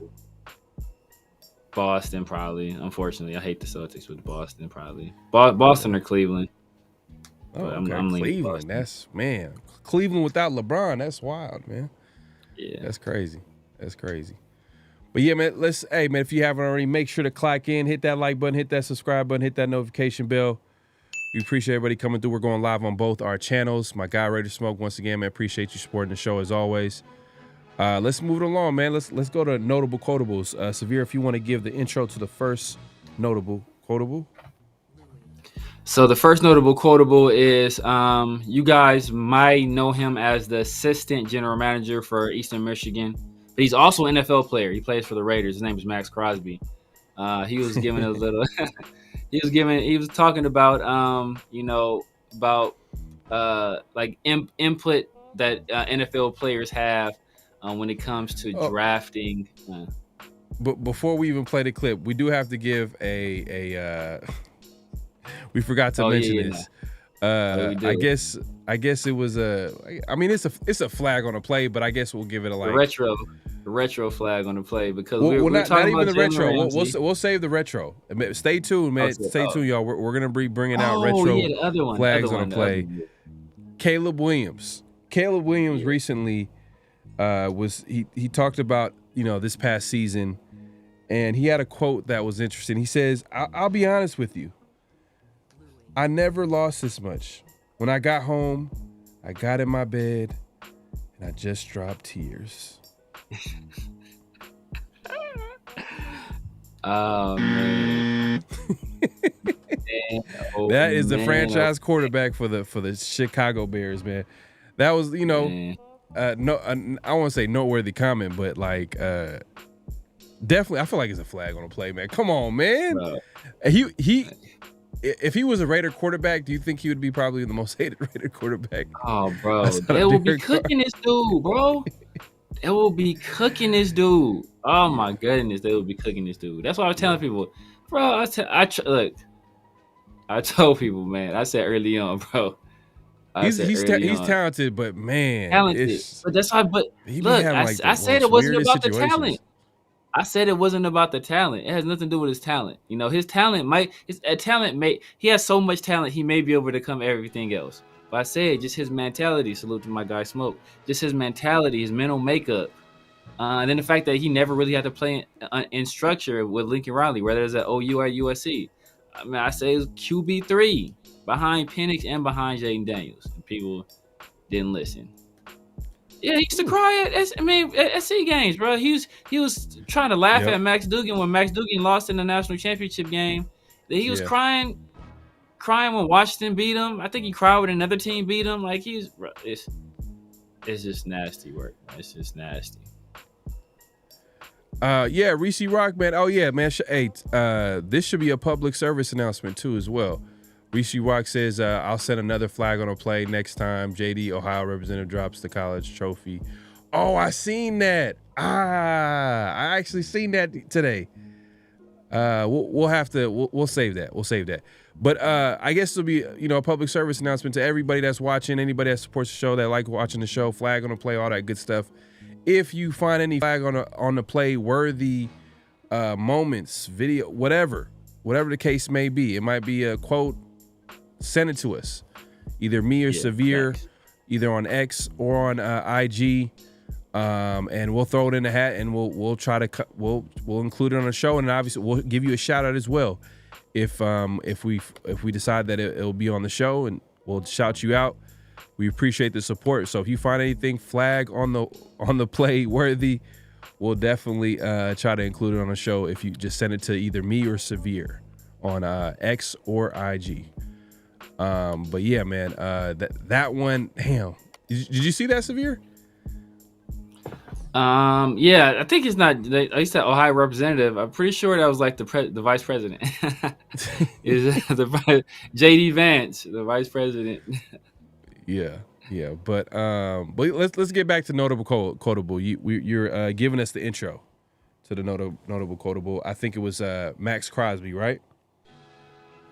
Yeah, Max Crosby, assistant general manager for Eastern Michigan. Max Crosby. He was just talking about just players having input, and he told a particular story about a player that he tried to push the Raiders to draft. He didn't get specific, but I think you can kind of guess who he was referring to. Right. Here's my question. You ever felt strongly enough about a player? Would you ever walk into the offices and say, hey, guys, I love this guy. Like, could you give this guy a look? Would you ever do that? Have you ever done that? Absolutely. Okay. Absolutely. It's happened a few times. I'll say a few years ago, there's a specific player that I'm not going to name that I was hell-bent on getting. And let's just say I was right. and I'm still mad. Still mad about it. But that's just kind of how it goes. I feel like when it comes down to it, like, I'm all in on winning. You know what I mean? I'm all in on the Raiders. I want to find out who would be the best fit. So I do my research and I truly watch the film. I want to give them whatever information you think can be of any sort of help. 100%. And that goes both ways. I'll sit there and question the offensive coordinators and ask them about these certain quarterbacks and things like that. And yeah, there's definitely guys, but like, especially with D-line coaches, like, I know D-line play and I've been playing D-line my whole life. So it's that specific. Like, there's certain guys every year where I'm like, we gotta get this dude. And you know what? If I were a GM, which I'm not, I would give each of my players a homework assignment. I would say, give me, at your position, the guy that you like. Give me a couple of guys that you love in this draft that you feel like have a real chance. I'd want to hear what they'd have to say. Yeah. No, I totally agree. And every GM is different. I've had a few. Some of them are very like, this is our plan. Like, sat in the room with me. This is our plan. This is what we're going to do here. This is what we want to do here. Blah, blah, blah, blah, blah. Some are a little bit more, guarded. A little bit more guarded. They don't want to, have anything leak or anything like that. But yeah, it's interesting. I feel like as a player, it's one thing, when you want, yeah, we should get this quarterback, things like that. But when it comes down to like your true position, like, there's nobody that knows that better than the guys who play it at the highest level. Like, you can go ask Pat Mahomes and he would tell you, boom, boom, boom, these are the best quarterbacks right now. You know what I mean? But obviously it doesn't go public, but I'm very much like, I try to just help the team and be an asset in that way, especially with our D-line coach. Like, me and Robbie sit and watch film of everybody. And even in free agency, we sit there and watch every single player and kind of just, feed off each other. It's cool. Yeah. I just think that there's something that players could contribute. And again, these guys have done it their whole life, and they have an eye for it. But I want to hear, okay, Max, who are the defensive linemen in this trade? Give me a couple of guys that you feel strongly about. By the way, the player that you didn't get, was it a defensive player or was it another position? We're not going to get who. Yeah. They were. There's two of them that stick out, and they're both defensive players. Defensive line. And I was sick. I was like, defensive dang. line. Yeah. I'll leave it at that. Man, you can't make it more obvious, bro. You cannot make it more obvious, bro. Oh man, come on, bro. You cannot make it more obvious. Tyree, bro. Like, why did they have to? He was making it so obvious, bro. You cannot make it more obvious. And the other guy I think he's talking about, I think the other guy I think maybe Braden Fisk. The other guy maybe Braden Fisk. So I know he was pounding the table for Braden Fisk last year. But obviously the first guy was Jalen Carter. So it's obvious he couldn't have spelled it out any clearer. He kept making sure, like, man, I know D-line and I watch a guy play defense. Like, he couldn't make it any more clear, bro. Oh my goodness, man. Damn, man. And it's even worse that Tyree just didn't. He's not even like, well, I don't want to say he's not contributing at all, but damn, like it's just he's not a number 7 pick, top 10 pick that you would envision on a defensive line. Like he's not, he's not that guy. But we'll see this year, man. He's gonna have another opportunity.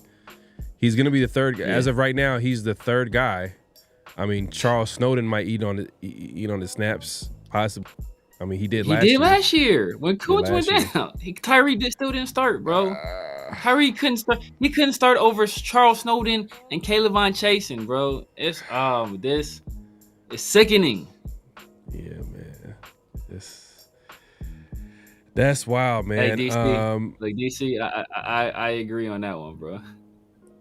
Did they smoke? Another flag on play right here. It says GM ownership doubling down on trading Luka. Wow. Oh, he did. But what is he gonna do? Like, yeah, I made a mistake. Like, he about to do that now. After his career is over, he'll probably look back and say, yeah, you know what, that was probably something I regret. But right now, you got to dig in, bro. You can't backpedal now. Just pedal to the metal at this point. Man, maybe I don't know. Maybe something could happen. What is this, year 3? I think this would be year 3. So maybe he figures it out. I don't know, man. He has the tools. He has the physical tools. Maybe, Patrick Graham, third year in Patrick Graham's defense. Pete Carroll. Pete Carroll's he's kind of like he's the guy that, turned around Geno Smith's career. Maybe he could turn around Tyree's career. Who knows? Yeah, man. But Geno Smith already had the confidence in himself, man. I'm trying to be positive, man. I'm trying to be positive. Yeah, man. I'm trying. he's Tyree his ass. Oh man, it's tough, bro. It's tough. That's why I'm like, hey, look, and this is what I mean. I don't know why everybody's just shocked about how much needs we have. Like I was looking at thinking about it, man, taking me even taking a couple of running backs might be a luxury. Taking a quarterback might be a luxury just based off how many needs we have. We need 2 corners, nickel and outside. We need a linebacker, maybe 2. Obviously wide receiver is a position that we might look into. If you want to keep it real, we might need 2 receivers. Possibly. Just because is Trey Tucker is what you would envision a slot receiver would be in offense? I would think a guy with that would be more shifty that can. I don't know. Trey Tucker is not that. I don't know, man. It's just like Kyle Phillips. Kyle Phillips would be that Trey Tucker for a slot. To be honest with you, they did pick up Kyle Phillips. Yeah, they did pick up Kyle Phillips. That's a good point, but. Still, man, it's just that third pass rushing role. Think about it. Kuntz is on a 1-year deal, right? Just think about it. Yeah. Kuntz on a 1-year deal. Are the Raiders going to re-sign him next year? You see that happening? Probably not. If he does what too much money, Max right? thinks. Yeah, he does what Max thinks he's going to do, and what most Raiders fans think he's going to do. He's going to price himself out because he's going to demand 20 something million easy. Hey man.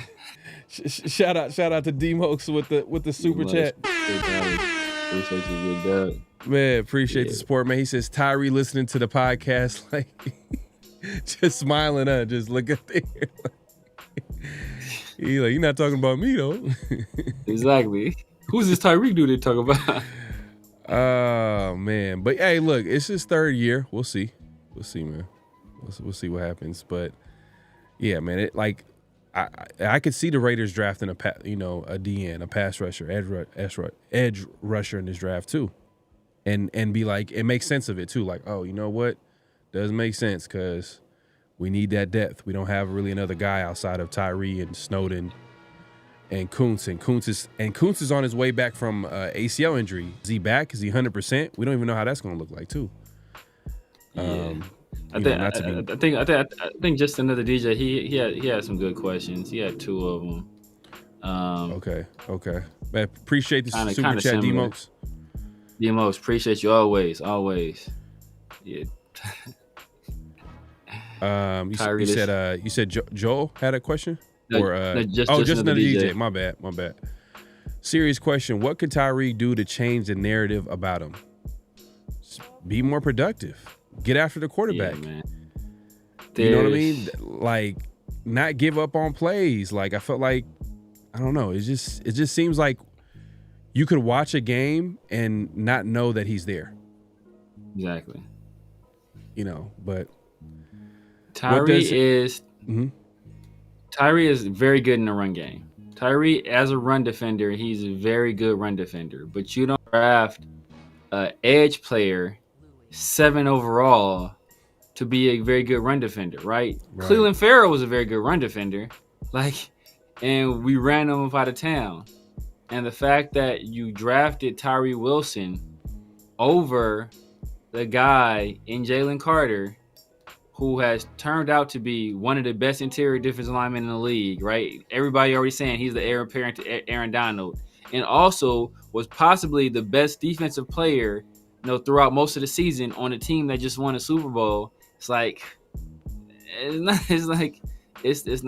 a great look. It's not a great look, man. So it sucks, man, because it's like, damn, I know why the Raiders pass. I know why the other teams pass because of like the off-field concerns, but like the time that the Raiders try to be smart, they come out looking dumb. Yeah. They made a terrible mistake, bro. Like, terrible, man. Like, it is what it is, man. The Raiders don't have any luck when it comes to drafting. Hopefully it changed, man, with Spytech in the building. The second question, I think, let me pull it up here. Justin DJ said, what does his stats impact have to look like to say that the Raiders were right about drafting Tyree Wilson? He has to be all pro, bro. He'll be all pro. You said all pro? I mean Pro Bowl. If he's a Pro Bowler, then I'm cool with that. Pro Bowl's kind of trash, though. I mean, Gardner Minshew was a Pro Bowler 2 years ago. But if he makes the Pro Bowler, what does that mean? That he probably would have had like about 7 to 8 sacks. If Tyree Wilson gives me 7 to 8 sacks, I'm like, oh shit. I'm like, damn. You gotta give me more than 7. Give me more than 7. Nah, 8. He had 6 last year. I'm just saying from where he is now to go to 7 to 8 sacks, that's a huge jump, bro. Huge. He had 6 this past year. He had 6. He had 6. Yeah. He had 6. Damn. He didn't have. So I'm saying, but see, like hold half on. of those Tyree sacks had 6 sacks. A lot of that was like cleanup sacks. Like he was 6. He was the nearest defender. It was. I can tell you for sure. 2 of them came on stunts where Adam Butler cleared out 2 defenders and Tyree was basically unblocked. 1 came on a play where Tyree was for sure unblocked, and all they had to do was run straight and get a sack. And then 1 came was like it was an effort sack, where it was like, he it's a cover sack, basically. He had 4.5. He 4.5 this past year? I thought he had 6. Okay, I'm tripping then. Yeah, 45. Nah. No, the guy that we let go and didn't re-sign had like 6. K'Lavon Chaseon, yep. Okay, he had about like 5. So I he had like 5 to 6. Tyree too much credit then. I get Tyree. Yeah, for sure. All the Tyree sacks came unblocked. Then all of his sacks came unblocked. Yeah, he was on the plays he wasn't blocked. All of them. Yeah, man. If he can double the sacks or get close to that, if he gets like 7, 8 sacks, if he gets 7 to 8 just from where he started, and not just 7 to 8 sacks. You made a good point about how like he came in unblocked. Like if he's able to beat the man in front of him, exactly. That's a big improvement. I need to see like 14, bro. I need to see like 13, 14, bro. For you to be a top 10 pick, I need to see 13, 14, bro. I can't be like no 7 to 8. Like that's like, okay, well, damn, we salvaged it. It's not a complete bust. He can stay on the roster, maybe. But if he gives me 7 to 8, if he gives me 7 to 8, then I have hope that he can get to 10 plus. I have hope.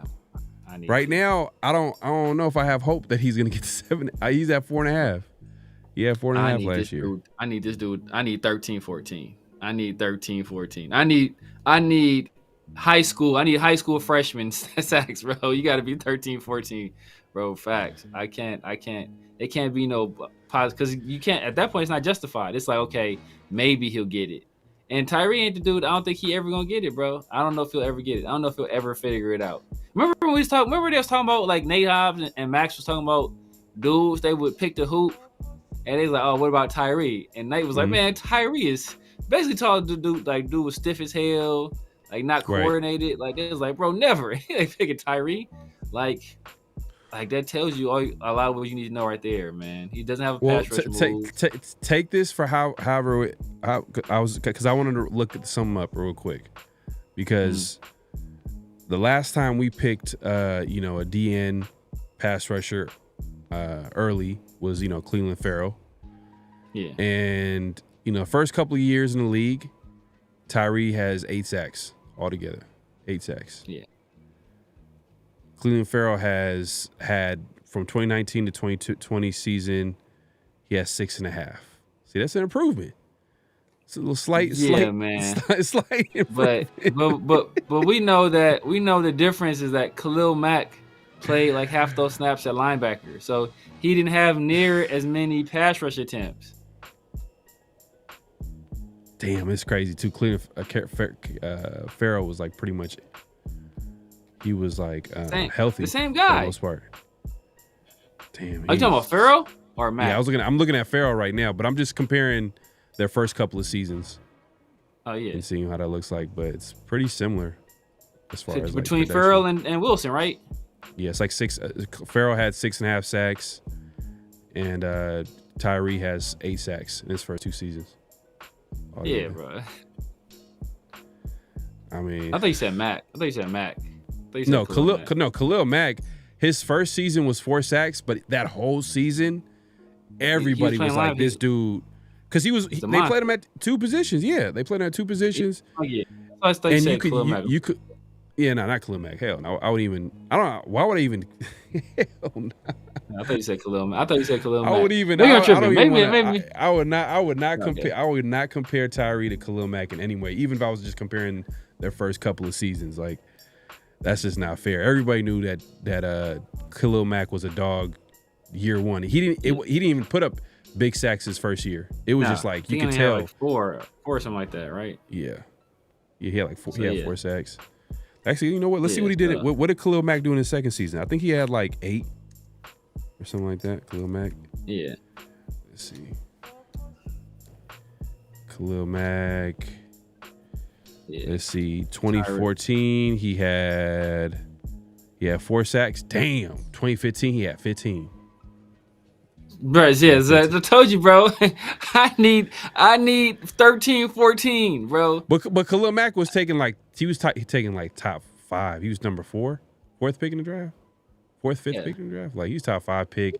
Man, I remember Merrill Hodge too was like, man, this dude is the best defensive player in the draft. Like I remember he was saying that too, especially because everybody was talking about taking Jadeveon Clowney. Number 1, yeah. He was saying he was a better defender than Davion Clowney, and then everything worked out for the Raiders back then. But it worked out for the Raiders like a mug, bro. And not even him. You look at Anthony Barr, who we talk another guy. Anthony Barr was a guy who got drafted by Minnesota. I don't know if he converted to full-time D end or not though. But yeah, that was a guy that was a hell of a linebacker in that draft too. Like out of UCLA, Tyree just not it, bro. Yep. So Tyree just not it, bro. It's Tyree. Look, I'm holding out hope, man. Like this is year 3. Everybody keep trying to say people move the goalposts. And I knew they was gonna do this. And it's like, technically last year was his rookie year because his first year wasn't really a year because he was hurt. Like that's their excuse now. But I don't want to hear that, man. I don't want to hear that. Like, bro, I'm not saying. Look, I understand the Pro Bowl. It doesn't really have as much, like, impact or it's not the same as being All Pro. I get that, but All Pro is basically the best at that position. You're the best player at that spot, pretty much. They got what, first team and second team, so you're like literally first or second best, which is, man, that's great. But like, if you're third best, or 4th best, or 5th best, 6th best, that's still good. And like for the most part, if you're going to the Pro Bowl, you did something pretty good. I mean, is it something that you want to like, oh man, like highlight and be like, he's a Pro Bowler, like an All Pro? No, but it's still somewhat good. Like, it's not the same as, I feel like other positions. I mean, quarterback, I feel like it's kind of a joke. Yeah. But other positions, I think it makes sense. Like from, some of them, because a lot of it is fan vote. I mean, because like it's like all pro is a high bar, that's a high bar. But yeah, he needs to be like highest. All pro level player. It could be like, oh man, you know what? He didn't get all pro, but damn, it was a he could have been there. I can see why they gave it to this guy. I need that at least. Yeah, exactly. But he was untouched. Yeah. He says, what does Pro Bowler mean? 11.5 sacks, 10, but 5 batted down. Okay. I like that Omicron, like, he defined this. What does this actually mean? So let's look at, you know what? I don't know if I want to do this, but I want to see, like, who made the Pro Bowler at edge this year? All you got to do is do that and just see, like, are those guys good? Are they good? Yeah. Yeah. And if none of them, or if one of them is not, then okay, then you could probably question it a little bit. But like if they're good, then that's if Tyree makes the Pro Bowler, y'all not saying that's not a huge improvement? If it's huge. Like a backdoor, come on, man, y'all Bowl. calling him ass right now, and I agree. You know what I mean? I like he's not playing up to his draft spot at pick number 7. But what I'm saying is if he goes from you guys calling him trash, ass, whatever negative thing you want to call him, and he makes the Pro Bowl next year. Let's see. 2024. Wait, let's see. Edge Pro Bowlers? Edge. Or DN? Let's see who was on the Pro Bowl. Okay, look. AFC, right? Myles Garrett, Trey Henderson. Come on, bro. Those are the starters. Yeah, those starters for sure. Danielle Hunter. Danielle Hunter's he's a beast. He's a beast, but that's like that one's getting kind of. But I'm just saying, like, Danielle Hunter's a pretty good pass rusher. He's a good player. He's a good player. But I wouldn't say, Hunter, we should have took him at number 7 overall. Over Jalen Carter. Think about over Jalen Carter. That's the other part. Yeah, no, but I'm saying that what makes it even worse is the fact that he's not a good player for us. He's not like one of the best players on the team. He's not he's not a productive player on that D line. Like, does he do some things good? Like you just mentioned, like he could stop the run. Yeah, but I'm just saying, like, he's not living up to that number 7 spot. Meaning, like, man, he's not a guy that like we could put on that D line in obvious passing situations, whether it's on the edge or inside. Because that's one of the things that they mentioned him getting drafted is versatility, and it's not like he can get to the quarterback at will. That's not what he is right now. So if he ever is going to be that. But yeah, a lot of the players, I'm looking at AFC, but I don't know. You could probably look at the NFC. Yeah, no, I give him credit. If he makes it out to the AFC, Myles Garrett is still living in the AFC. Obviously, Max is still in the AFC. Right. I don't know. I think they have TJ Watt as an outside linebacker. So he's not gonna make. So it's really just Max and Myles Garrett, 2 locks in the AFC.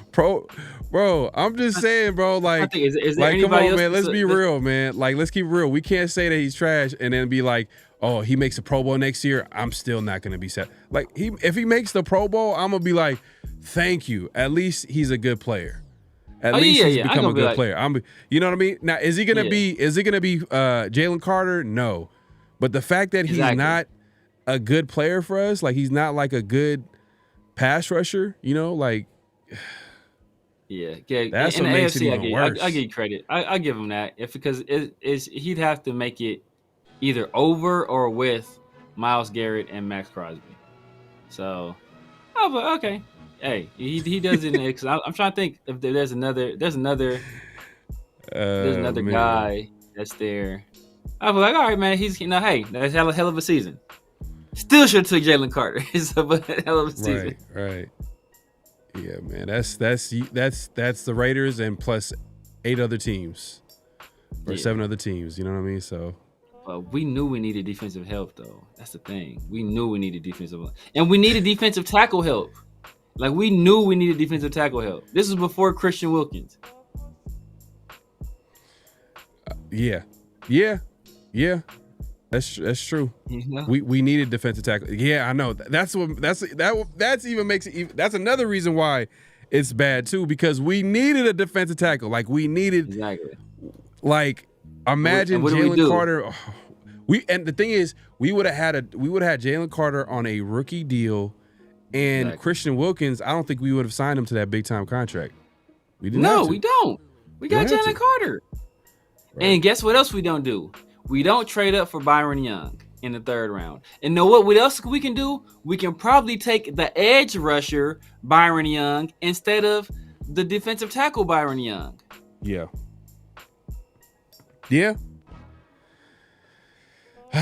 But because they forced it.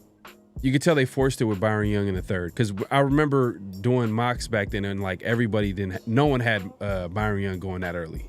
Like everybody had him like in like the 5th or 6th, like 3rd round. Like, and is he in the NFL still? Is he still with the Eagles? Is he at the Eagles? He just won a Super Bowl. Yeah, he just won a Super Bowl. Shining in their shoes. Like he wasn't doing anything. He was in that parade celebrating like he made the game winning stick. Hey, no, I can't take that away from him, man. He's in the NFL, like, yeah, for sure. Yeah, he was celebrating, got a ring and everything, but yeah, man, he didn't do like if you want to talk about Tyree not being noticed again, I did not notice Byron Young being in the game at all. Like, yeah, it's crazy. It was a terrible pick by Dave Ziegler and Josh McDaniels. He said develop a pass rush move. Yeah, man.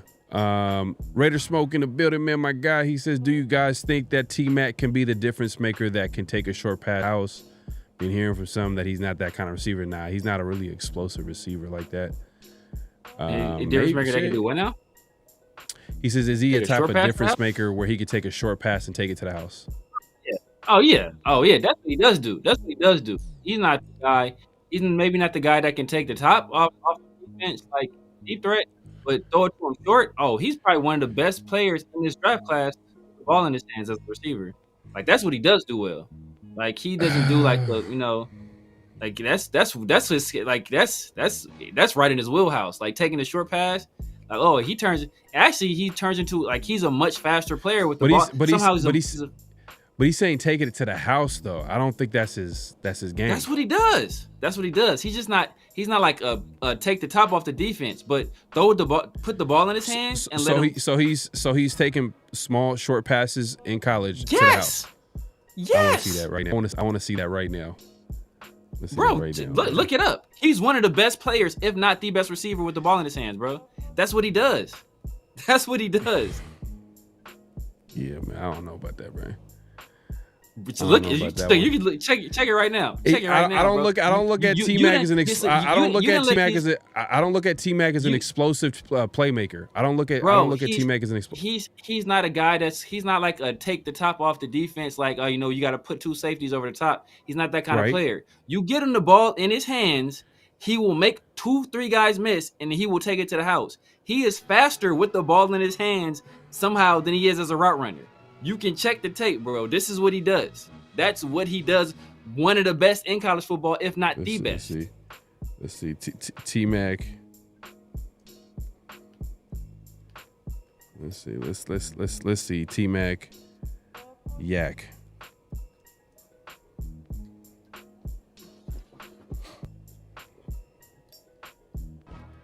I mean, I've seen him like make a guy miss and like get some yak, but like I didn't see him take it to the house. He is a guy. This is the wrong T-Mac. Ooh, yeah, my bad. Oh, what? T-Mac name, he ain't built his, he ain't replaced T-Mac. Bob, I'm telling you, man. Telling you. Tedero with the ball in his hands is a monster. Yeah, but he said take it to the house, bro. I don't know if he's that. Telling you, bro, he's done it.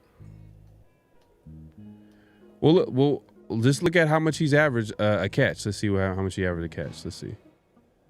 Let's break it down.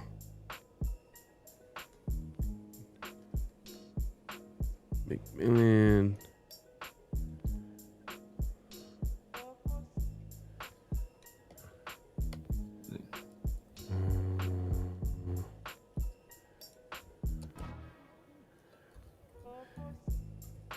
Appreciate everybody coming through, man. Make sure to clock in, hit that like button, hit that subscribe button right now. We're looking at Tedero T-Mac. We're having a little friendly little conversation here talking about if T-Mac is a guy that can take it to the house.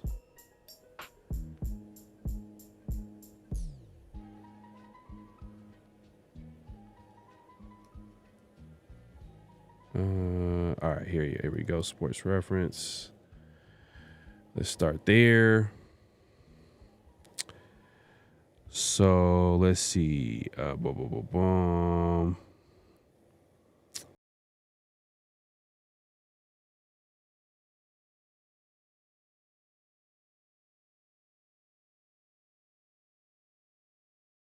are they? 15 yards. His career was 16 yards a catch. Solid. Yeah. And think about it, he's not a guy he's not like a super deep threat guy. So a lot of that he's is more of would you say more of a jump ball guy down the field? Ball guy. But a lot of the stuff they did was, run him on. He's a guy, they would run him on routes and put the ball in his hands, let him just do work.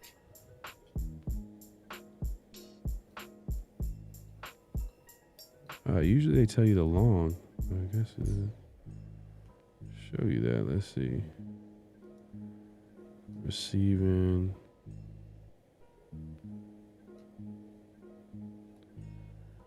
Let's see. Chill Ray, Chill Ray been on it. Chill Ray, we way ahead of you, brother.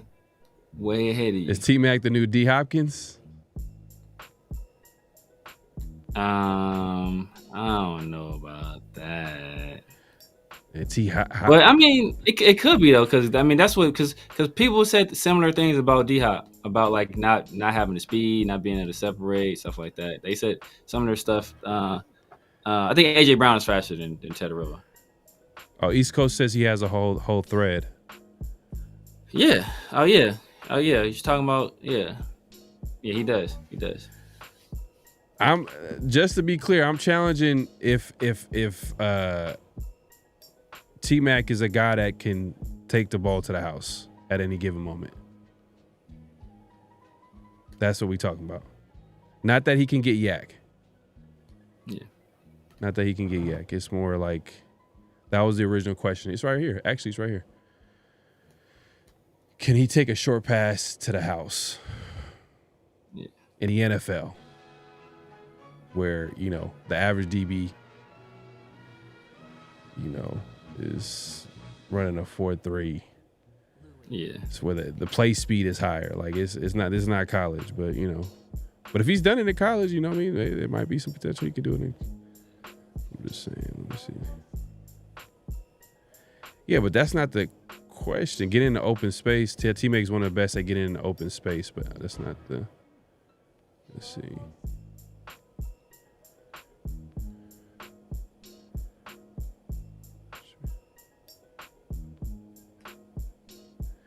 There shouldn't be such a debate taking a receiver top 10. No, we would be surprised if he drops to the 20s. You take guaranteed difference makers. Just that type of draft too. Who was a guaranteed difference maker? You telling me Ashton Genty is a guaranteed difference maker? So I could tell you, look at the track record of the top 10 running backs and tell me who if they're guaranteed or not. It's been some hits though. Guys have been taking it. There's been two Not busts recently. I can think of. Not recently. Not guys with their same team. Who are you thinking about?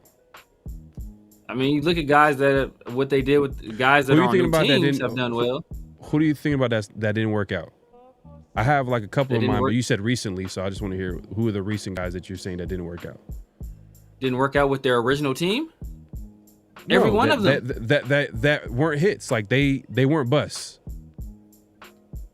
So you're talking about not bust at all or didn't work out with the original team? There's a difference. So yeah, exactly.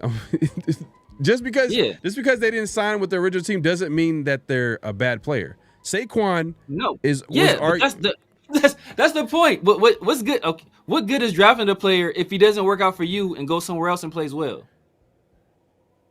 But that's not what I'm asking though. I'm asking you what player, what running back wasn't a guy that was a bust. That's what I'm asking. Well, that was a bust recently because you said recent.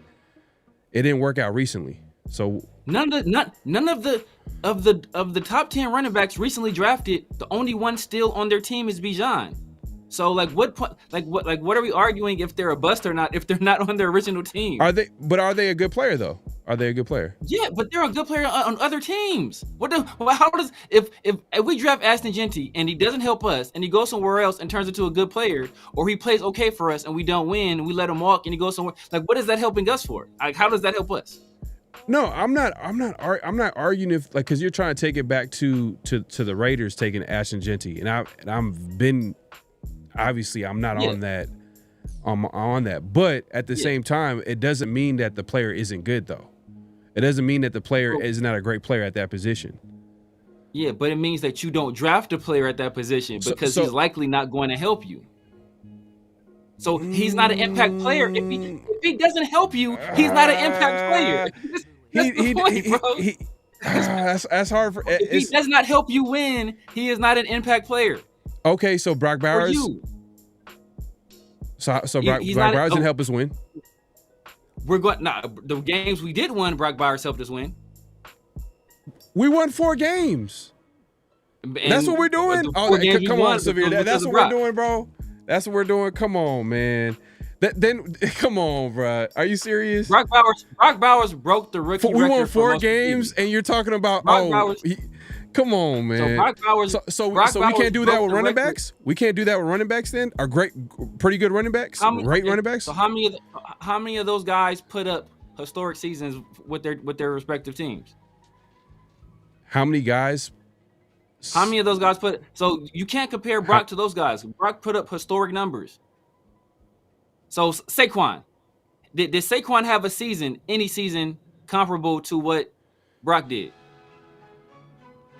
Did Christian McCaffrey with the Panthers have a comparable season to what Brock did? No, but that's not what was originally asked though. That was not what was originally asked. We're not talking about who had all-time great seasons. We're talking about if someone was good and if they impacted the win-loss column. And I said, okay, we just had Brock Bowers who played last season. He played well, played all-time great, whatever the case may be. We won 4 games. And you're like, we won 4 games. He was the reason why we won 4 games. Okay, but we won 4 games. What does it matter? What does it matter? So there were other. We won 4 games, bro. What does it matter? But my point is that in 4 years, we're going to bring Brock Bowers back. Right? Hopefully, yeah. Yeah, we're going to likely bring Brock Bowers back. I hope so, yeah. Did the Giants bring Saquon back? They did not. I think Saquon. I think they had an offer on the table for Saquon, but he wanted to go Philadelphia, wanted to go back home. But hey, no, that's not what happened at all. They had an opportunity to pay Saquon, and they chose to pay Daniel Jones. And they franchised. They had an offer. They had an offer for Saquon. They did have an offer for Saquon. They had an opportunity to pay Saquon, and they elected to pay Daniel Jones. But he was in an open. They had an offer for Saquon. He was in the open market. He chose to leave. He went to Philadelphia. Who would blame him? He went to a better situation, better team. It was a better move. He had 2,000 yards and a Super Bowl. So they had an opportunity to pay Saquon. They chose to pay Daniel Jones. Yeah. Oh, no, that's not no probably. That's exactly what happened. There ain't no probably about it. But that's what happened. They chose to pay Daniel Jones and they franchised Saquon. And then they tried to do it again. But what I'm saying Well, but what I'm saying was reported to be true. I mean, they said that they had an offer on the table for Saquon. It didn't. Obviously, Saquon didn't want at that point. Yeah, I mean, he didn't. They franchised him. They handled it a different way than Daniel Jones, because Daniel Jones obviously plays that quarterback position. We all know how important that position is. But at the end of the day, like, it doesn't take it away. It doesn't change that Saquon is a great player. They lowballed him on an offer, and then he walked because they lowballed him. Right. So I mean, and if he was I don't think they lowballed him. I think Saquon just made a smart move. I think that, like, they offered a comparable deal, and he was like, wait, I'm gonna go to a better team. It wasn't comparable. The Eagles are a better team than the Giants, bro. Like, if a deal is offered to you and this is a better team, you're gonna go to the better team. But it wasn't a comparable deal, though. That's the point. All right. Well, hey, like, it don't really matter at the end of the day. Like, he ended up going to the Eagles. He's still a great player. I agree that I feel like certain positions don't have the same impact than others. I agree with that. But at the end of the day, it doesn't take away that they're a great player. Like, it doesn't take. They do impact games. It just has to be there has to be a certain team around them to make it work. Exactly. Like, even Brock Bowers. Brock Bowers is a great player, but guess what? You need a quarterback. Exactly. You need to have a defense. You got to be able. Like, there's certain things you need in order to really have those players be as impactful as you want them to be. I mean, But an outside receiver can dictate more than a running back, because a running back is damn near completely dependent on the people. They lowballed him with. Okay, they lowball. Okay. If that's true, then that's true. Okay, but either way, you know what I mean. I think that was a terrible decision to let him go. It was terrible. But that's why the Giants have been bad, and the Eagles keep winning. You know what I mean? Like, the Eagles, teams like the Eagles. But my point is that if you're drafting in the top 6, a running back is not going to make an impact for you, because there are so many other things wrong with your team that a running back can't possibly do enough to impact winning enough to change all of that. Okay. All right. Well, you can say that, but it's kind of true for a lot of other positions too, man. Like, all right, would you consider a premium position to be a wide receiver, right? Would you consider wide receiver a premium position? If you have a wide receiver, he has an all-time great season, does that do anything in the win-loss column? Probably not, because if you don't have the most important position filled, which is a quarterback position, if you don't have a good defense, you got to have, at the end of the day, you got to have things in place in order to feel the impact of those types of seasons. I don't think it really, I think at the end of the day, like, if you have a great player, it's cool, but if you don't have the team around them, it doesn't really matter. Yes, but wide receivers are more valuable in the NFL than running backs. Because it's a passing league, they pay them more. I get it. I get that, but still, it still takes a lot to win. It still takes more than one player to win. Yeah, but wide receiver has a better chance of being more, like, they say running backs are supposed to be the position that translates the easiest to the NFL. But running backs, you need all of that other infrastructure in place. You don't need as much infrastructure in place for a good perimeter player.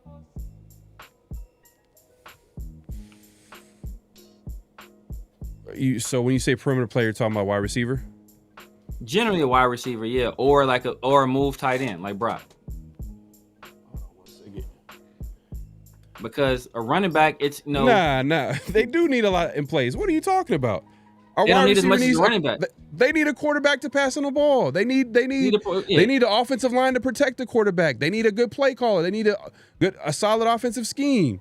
Yes, like, but they got it. But a wide receiver can make an impact just by drawing coverage. That's impactful. Okay, so a running back. So hold up. So a running back, a great running back, can't impact the game at all. Play action. I'm not saying. I'm not saying. But if you're not, but that's the point. Making it easier for guys to get open. in order for play action to work well, what do you have to do first? You got exactly my point. You got to run. You got to run the foot. Exactly. I mean, look, you got to run the football. You got to be able to run football. Exactly. But you have to run the ball well. But if you're a great running back, right? If you're a great running back, look, we've seen. Look, all right. When I say great, right? When I say great, for example, Brock Bowers. You brought up Brock Bowers. You feel like he's a great player or close to that? He had an all-time great season, right? Look. Especially as a rookie year.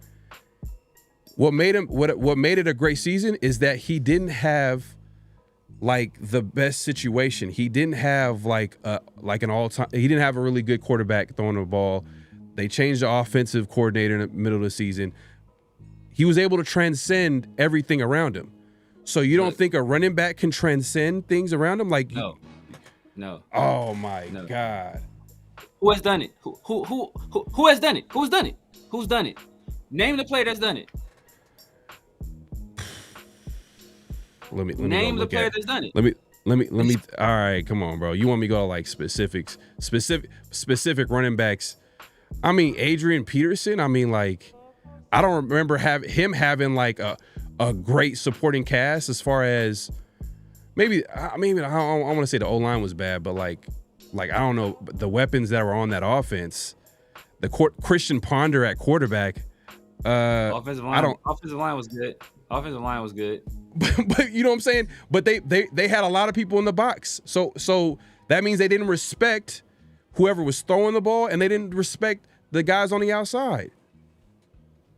But they had a good offensive line. Come on, Samir. They had a good offensive line. I gave you an example.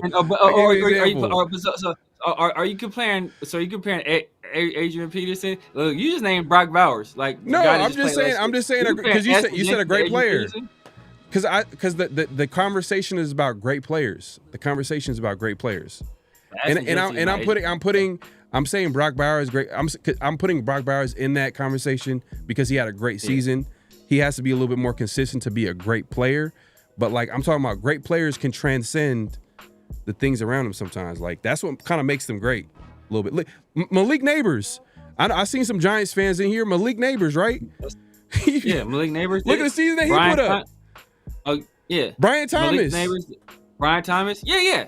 Who are you naming? Perimeter players.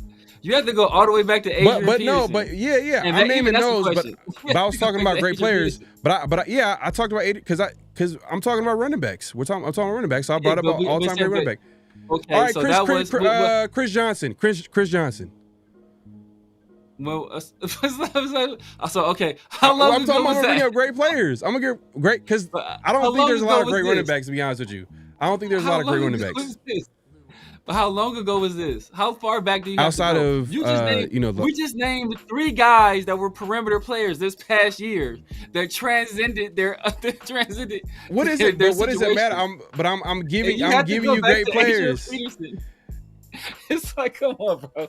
You have to go back. All right. You want me to go? Like, you want to go? Okay, hold on. Let me see. Let me think about. It's like, man. Did you see Jim Brown? Did you see my guy Jim Brown do it? It's like, name me a recent guy that's done it. But who do you feel like? Like you want like an what are you expecting? Like what are the, like, because you're right now you're trying to say that what I'm saying isn't true, but it is true. But you're saying that you're saying because it's from back then. But if I talk about a running back now, like what is the criteria that you're saying that would make him a productive play? Like if he has 1,000 yards rushing, like he has to have at least 1,000 yards rushing in a bad situation.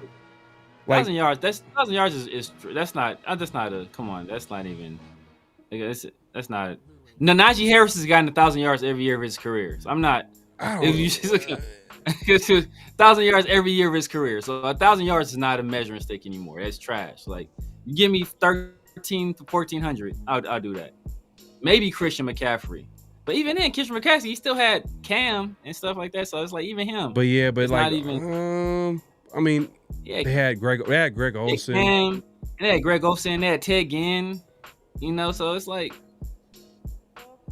Steve Smith at one point. So it's tough because a lot, that teams they're not running the football like that. Like it's just kind of exactly why. But it's coming back though. It's coming back though.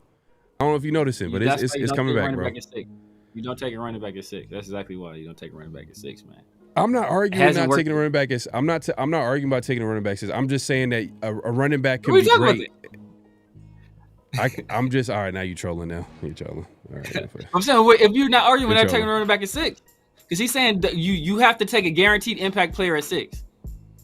That's his argument. That's what he said. And you're saying we don't take a running back at 6. You said don't take it. No. What? Nah, I didn't go dark on purpose, man. Come on, man.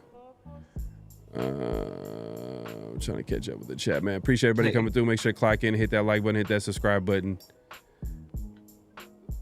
I'm just saying a great player, a great running back. There could be a great running back on the board regardless of what you feel about the position. I mean, like you're talking about like if the Raiders should take a running back. I'm not arguing that. Yeah. I'm not arguing about Raiders taking a running back. I'm saying that a running back still can be great. And there's been examples of that in recent drafts. I mean, you could talk about the Bijan Robinsons, you could talk about the Saquons, and now the guy that's coming out of Boise State. So it's like at the end of the day, like the last of the most recent guys at running back drafted in the top 10, only one still on their current team is Bijan, and that's because he's a third-year player. So. None of those guys are with their team anymore. Hey, man, this is what we do, man. 50-50 show, man. Yeah. So look. So always at the end, though. It always happens at the end, man. It always happens at the end. Look, if you told me that we draft Genty, he's gonna be Adrian Peterson, I'm good taking him at 6. First of all, I don't think he's gonna be Adrian Peterson. And I think there are other backs in this draft class that are close to him in talent. And that could possibly surpass him in the NFL. So I'm not taking him at 6. Yeah, but I'm not arguing taking Genty at 6 though. Like that's the crazy thing. You in your head you think that's what I argue. What I said, I'm like, well, you know what? A running back still can be a great player at that spot. You know what I mean? And you were like, what? I still want to take no running back in the top 10. Like there are certain situations that I would take a running back in the top 10. I don't think the Raiders specifically should take a running back at top 10, but like maybe a team like the Bears, I wouldn't be mad at that. I wouldn't be mad if they took Genty because Genty is like considered, a great prospect, one of the best prospects to not ever come out, but like, one of the best prospects to come out in the last 10 years at his position. So I wouldn't be mad if a team like that. I think it's just case by case. The Raiders, I don't think they're in the best position for a Genty just because they have a whole bunch of needs. Like there's so many different spots like they need help with. I feel like, but I could see the argument though. I could see like, man, we need great players. We need talent. Like we need to get, but it's a good conversation to have, man. We appreciate everybody coming through. Make sure to clock in, hit that like button, hit that subscribe button. Space Beast with the super chat, my guy. He says it's settled.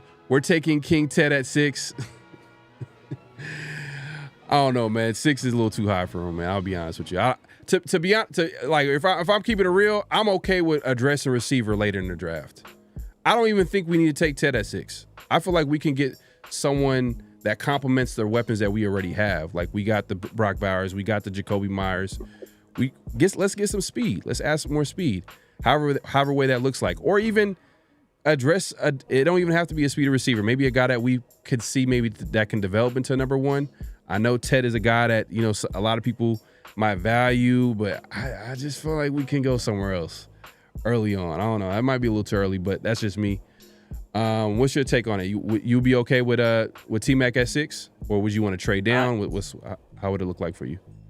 If we could trade down and get him, that would be ideal. But I'd take Ted at 6 way before I take Genty at 6, to be honest with you. Yeah, I mean that's fair. I mean it's I don't think the Raiders are in a position to take a running back, like I said, but damn, I don't know, man. I don't know. I'd take Ted away before I take Genty. Just just the value of the position, the depth of running back in this class. But would you take would you, if outside of Genty, would you take T-Mac at 6? Out of all the options, not just running back. If Mason Graham is there, then I'd have a long thought, and the only reason it'd be difficult just because I don't want to pass on a guy like Mason Graham. But it's like we already sunk a lot of resources into our defensive line, paying Max, paying Christian Wilkins. We gave Adam Butler. It's not a crazy contract, but we paid him. We paid Kuntz. We're paying Kuntz this year. There's already a lot of resources along the defensive line. If you have like plans on moving on from Christian Wilkins soon, all right, then maybe I'd do that. But I think there are some other very good defensive tackles in the second round. In the second round in this draft class. Tyreek Williams, Kenneth Grant, the guy from what's the guy from Oregon? I forget his name. Guy from Oregon. There are 2 guys from Oregon, right? Actually, so I'm like I wouldn't mind having one of those guys. Plus, I think we need more of a space eater in the middle, and I think Mason Graham, he's not my ideal nose tackle. But just the talent, it'd be hard to pass up. Okay, my guy, East Coast Gridiron. You got a couple of clips that he sent in here. Let's see. We sent on X.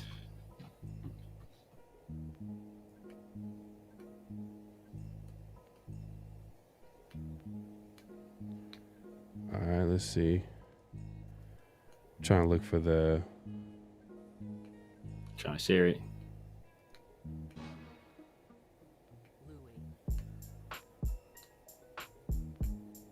There it is. Super I'm the Crown got it. Derek Harmon, that's the guy from Oregon. Appreciate you, brother. Yeah, Tyreek Williams, Kenneth Grant, Derek Harmon, all those guys. In a second, Kenneth Grant might go late first. Tyreek may go late first. I doubt it. But yeah, Derek Harmon there too. All right, I think this is a clip. Appreciate the super chat, Space Beast, my guy, man. Appreciate you coming through and supporting the show. Always supporting. Let's see. Let me share this real quick. Let's see. I want everybody to see it. All right.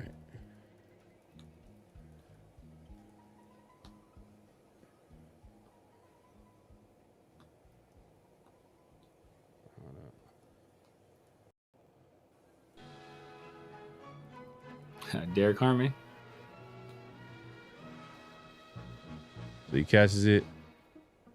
Okay. He takes it to the house. It was against Georgia? I doubt it. Nah. Said Bulldogs. Maybe Fresno State, maybe?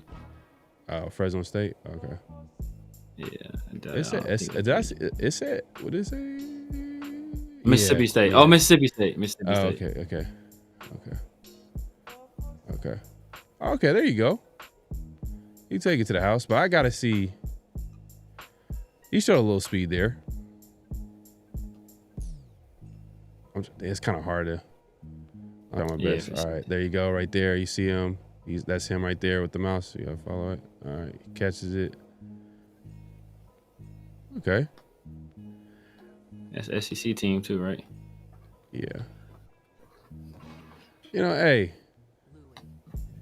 I know ECG is a big T-Mac fan, man. He said he's generational. He's generational, so. But I mean, like, there's a few. I mean, I'm telling you, like, there's another guy I watch who does scouting. He said he might put Teddy Rowe as a number 1 player in his draft class. Who? It's that franchise guy. He's on YouTube, but he said he might put. And ECG, man, it was the first one to really say it. To be honest with you, that I heard. Yeah, for sure. He was the first one I heard say it. They said he's generational, best player in this draft class. EC Dante was the first person I heard say it. So Yeah. All credit goes to him on that one. So yes, sir. But yeah, man. Do we ever get to the other notable quote? We sure did. Man, I told you, man. At the end, we always we do like a little. All right, man. Mano 50. But it's a good discussion. But I know everybody enjoys it. I would be mad at Ted at 6. I won't be mad at Ted at 6. Okay. Yeah, I mean, I'd be cool with him, man. Like, I'd be cool with that. I'd be cool with Ted at 6, man. I'd understand. There's a method to the madness right there, and I think he's a Geno style player. We do, man. We do. Not exactly. I don't think we need generational blocking. If we have a great running back, I like Glaze. I like DJ Glaze at at right tackle. Need some help at guard. But hey, man, I'm with you, Omicron, man. I wouldn't be mine if they feel like they that's who it was. Super Omicron. Jamari Caldwell. That dude is a dog. For Oregon, that dude is a dog. He's like short, like 6'1". Nah, Jamari Caldwell. Nah, he's not short. He's a run stuffer, right? Not exactly. Hold on, who am I talking about? You think about I'm thinking about hold on, let me see. Who was short? Who was a short DT? I think he's like 6'1". Hold on, let me he's look not this up, 6'1". I was literally looking at like a He's 6'2", 332. Okay, that's someone different then. Who am I looking at? Hold on 1 second. He said Aeneas Peebles. There's another guy that was short though, right? I forgot who it was.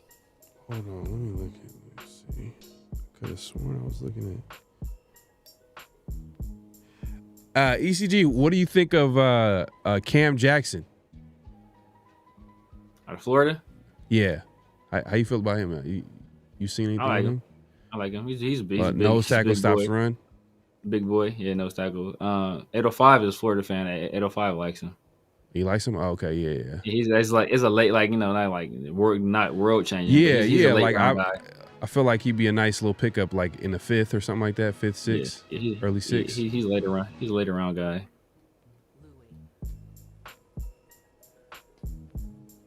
Alfred Collins, dog. Harmon and Caldwell didn't move the needle. You talking about Derek Carr? I like Caldwell. Derek Carr from Oregon. Walter Nolan is the best D tackle in the class to me. A lot of people like Walter Nolan. Okay. Well, let's move it along real quick, man, and we gotta wrap it up. This is where we go to what's real, what's not, and this is where we say, a statement. Y'all react to it if it's real or it's not. Me and Severe also react to it as well. I think we got 2, right? We got a couple. We got 2. I think we skipped the other notable quotable. I don't know if you want to skip it. Oh yeah, because it wasn't on the. Yeah, thing. my fault. My bad. Yeah. Actually, let's go to the next notable quotable. My bad, y'all. We not done. Damn, we went on a tangent. We went on a crazy tangent. Yeah. That's what we do on 50/50 show sometimes, man. We go on a crazy tangent, man. But if you want to give the intro to the second notable quotable. Yeah, so Spytech was talking to some of the Raiders media just about his draft philosophy, the team building aspect, and how he approaches it from the aspect of team building.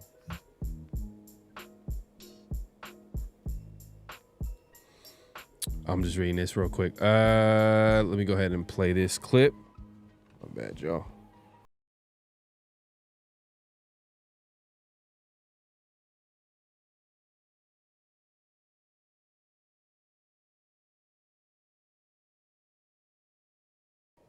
Yeah, it's really a team building exercise is what you're looking for, right? I mean, it's certainly based some on need. Certainly it's based on the caliber of player that you're watching. And the ideal scenario is those two things match up. And then that's the perfect draft pick. But that very, very rarely happens. I think back to to give a real life example of this, I think back to our first draft in Cleveland when I was there in 2010. It was a draft where we had conversations back and forth on Eric Berry and Joe Hayden and who the right pick was at that point, if they both were available. It turns out at 7, there was only one available. It was Joe Hayden, as Eric went 5th that year. But we had a safety in the 2nd round that we really liked, that we really felt good about. So I think ultimately, while it was really close between Eric and Joe, we felt like the drop-off from corner at Joe in 1 to what we would get in the 2nd round was a lot greater than the drop-off from Eric to a player named TJ Ward. And that's ultimately probably what we would have ended up doing had we had to make the decision. Yeah, it's really a team-building exercise is what you're looking for. That's interesting, like how he kind of gets into like the thought process of how he makes decisions. And I remember I was telling you this too, doing the mocks. I was doing mocks yesterday, and I was telling you, like, man, like when you get to the 2nd round, there's a lot of running backs I would like to take, and there's a lot of corners to take as well. So the Raiders are gonna have to figure out how they would kind of go about that, because there's a chance they can lose out on some of those guys if they wait till the 3rd. Man, I mean, I'm trying to think. Like, y'all gonna have to wait for Around the Shield. We're gonna do a couple of mock drafts on Thursday, so make sure to tune into that. But Severe, what were your thoughts on Spytek and his thought process when he picks his players? I mean, I think it's interesting. I think it gives us a little bit of insight into what we might do on next Thursday, and just from the standpoint of everybody considers this a very deep running back class, kind of crowded at the top. So, if there's a player there at a different position, whether that be wide receiver, whether that be tackle, maybe corner, maybe DT, if he feels the value is better for those guys there, and the position drop off is so much so where, it's better value getting a guy like at the top of that position in the 1st round and picking maybe a running back in the 2nd or the 3rd, then I think we could be going away from Ashton Genty. But it could be a smokescreen, right? Or you never know. Yeah, but I don't know, man. I think Spytek, he's kind of like a first-year guy, so he's kind of like going about it like really honest about it. He's not going to show everything. He's not going to tell you everything, but it's going to be interesting. This is his first draft, so we're going to see. And I think Pete Carroll is going to have a lot to say in that building, and also Tom Brady.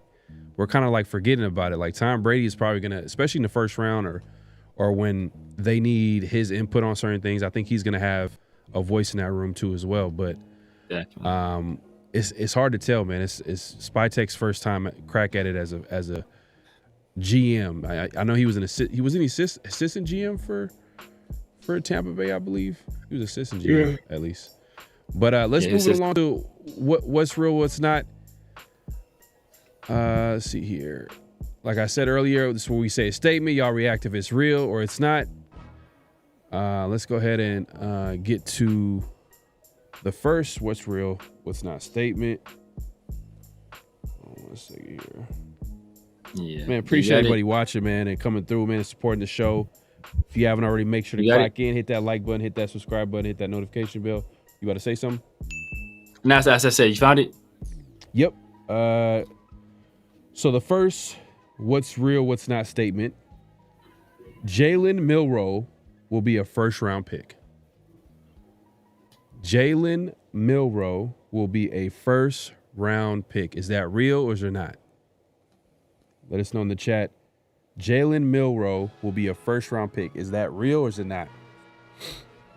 He was invited to New York. I think that's or Green Bay. I think Green Bay, right? That's where the Green Bay. Yeah. Green Bay. Yeah. Damn, that's so random. I know they be. Yeah. It's so random, but he's invited as one of the few NFL prospects that's going there. He feels good about his chances to get picked in the 1st round, man, because no one wants to go there and get embarrassed and not get picked and having to wait and have the camera on their face to see the reaction, them dropping. But I don't believe he's going in the 1st round. I gotta believe it to see it, but like I said, he feels good about his chances that he accepted. The offer for him to come out to the draft. So I'm gonna say that's not real though. Not real. I wouldn't take him no earlier than the 3rd round. And I know you're more like 4th, but maybe 5th. Yeah. Yeah. Depends on what we do earlier in the draft. Yeah, even then though, 3rd, yeah, I don't know about 3rd, but yeah, I don't think it's real either. I think it's gonna be a Will Levis situation. We saw what happened to Will Levis.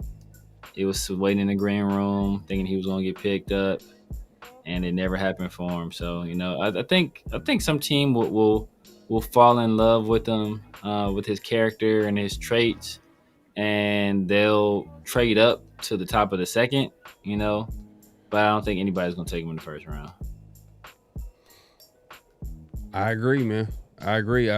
Super Omicron says Jalen Milroe, maybe not real. Depends on how desperate Cleveland is falling the 2nd round. Well, that's not. See, that's the thing though. Like, we're saying 1st round. Yeah. The statement is he'll be drafted in the 1st round, and he accepted an offer to go to the draft, to be on TV, be on camera, because he feels good that he's going to be drafted in the 1st round while the cameras are on him. He feels good about his chances. I'm saying that it's not real. Severe, I think, is he agrees with it too. But then also it's like what has us thinking a little bit is like, damn, like he felt good enough to go to the draft, knowing that he can possibly slip and it could be all bad. But maybe it's just I don't know. Let us know, man. Let us know in the chat if it's real or not. More than one team will fall in love. Jackson, let's see. So Pittsburgh will be the 1st round, even with Mason Rudolph as their QB.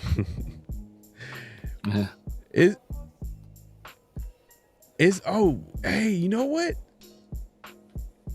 Fields went to the Jets. Russell Wilson went. Yeah, Russell Wilson went to the Giants. Yeah. Yeah, I see them taking I could see them taking a running back, but damn, that would be crazy if they took Milroe in the 1st round. That'd be crazy. That would be crazy. Especially in the running back too. They lost Najee. But that's why they're kind of, that's why Derek Carr. But look, that was Freudian slip. That's why Aaron Rodgers has them in a holding pattern. But that could be a trade destination for Derek Carr. I don't know how he'll hold up, in that locker room, that environment. Those dudes pride themselves on being tough and accountable and all that stuff. So, I don't know how well Carr will fit in with that culture. But the same thing with Aaron. I don't know how well Aaron fits in with that culture either. So.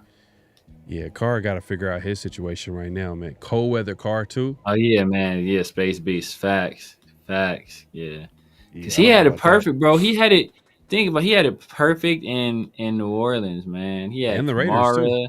He had but he's not even with the Raiders. We say he has like all these. We didn't build a roster around him, and his team is always in rebuild mode. But the Saints were in the NFC South, which is a weak division. He had Chris Olave and Rashid Shaheed. He picked the team. That's the team that he picked. Taysom Hill. He had a coach in Dennis Allen who he had familiarity with. He had a defense that already had some defensive leaders over there. Marshawn Lattimore at the time, Cam Jordan. Like he had it made. And with all that, he still couldn't get it done, bro. Torque says, I think 4 QBs go round 1, not named Shedeur Sanders. He says Ward, Shook, Dart, Milroe. That's hot Sanders take going right there. round 1, bro. Sanders going round 1. I can see all of those guys. I don't think Milroe's going round 1 though. I can see 4 take out Milroe for Sanders. Tyler Shook too. I can see Tyler Shook. Tyler Shook's he's my QB4. I can see that happening. I can see it happening. Especially if Ward and Sanders go early though. It's Ward time to be past it, man. Yeah, probably. Man. He already is though. That's the thing. It's not like he already does it. Saints playing first season was bad. Yeah, man. It's all bad, man. But yeah, like I said, the Raiders obviously got their own. They don't have Derek Carr to worry about. So the only positive to come out of the whole Derek Carr situation with the Saints is the fact that like we could possibly trade down with them, possibly. Yeah. Right. Wouldn't that be something? That would be so poetic.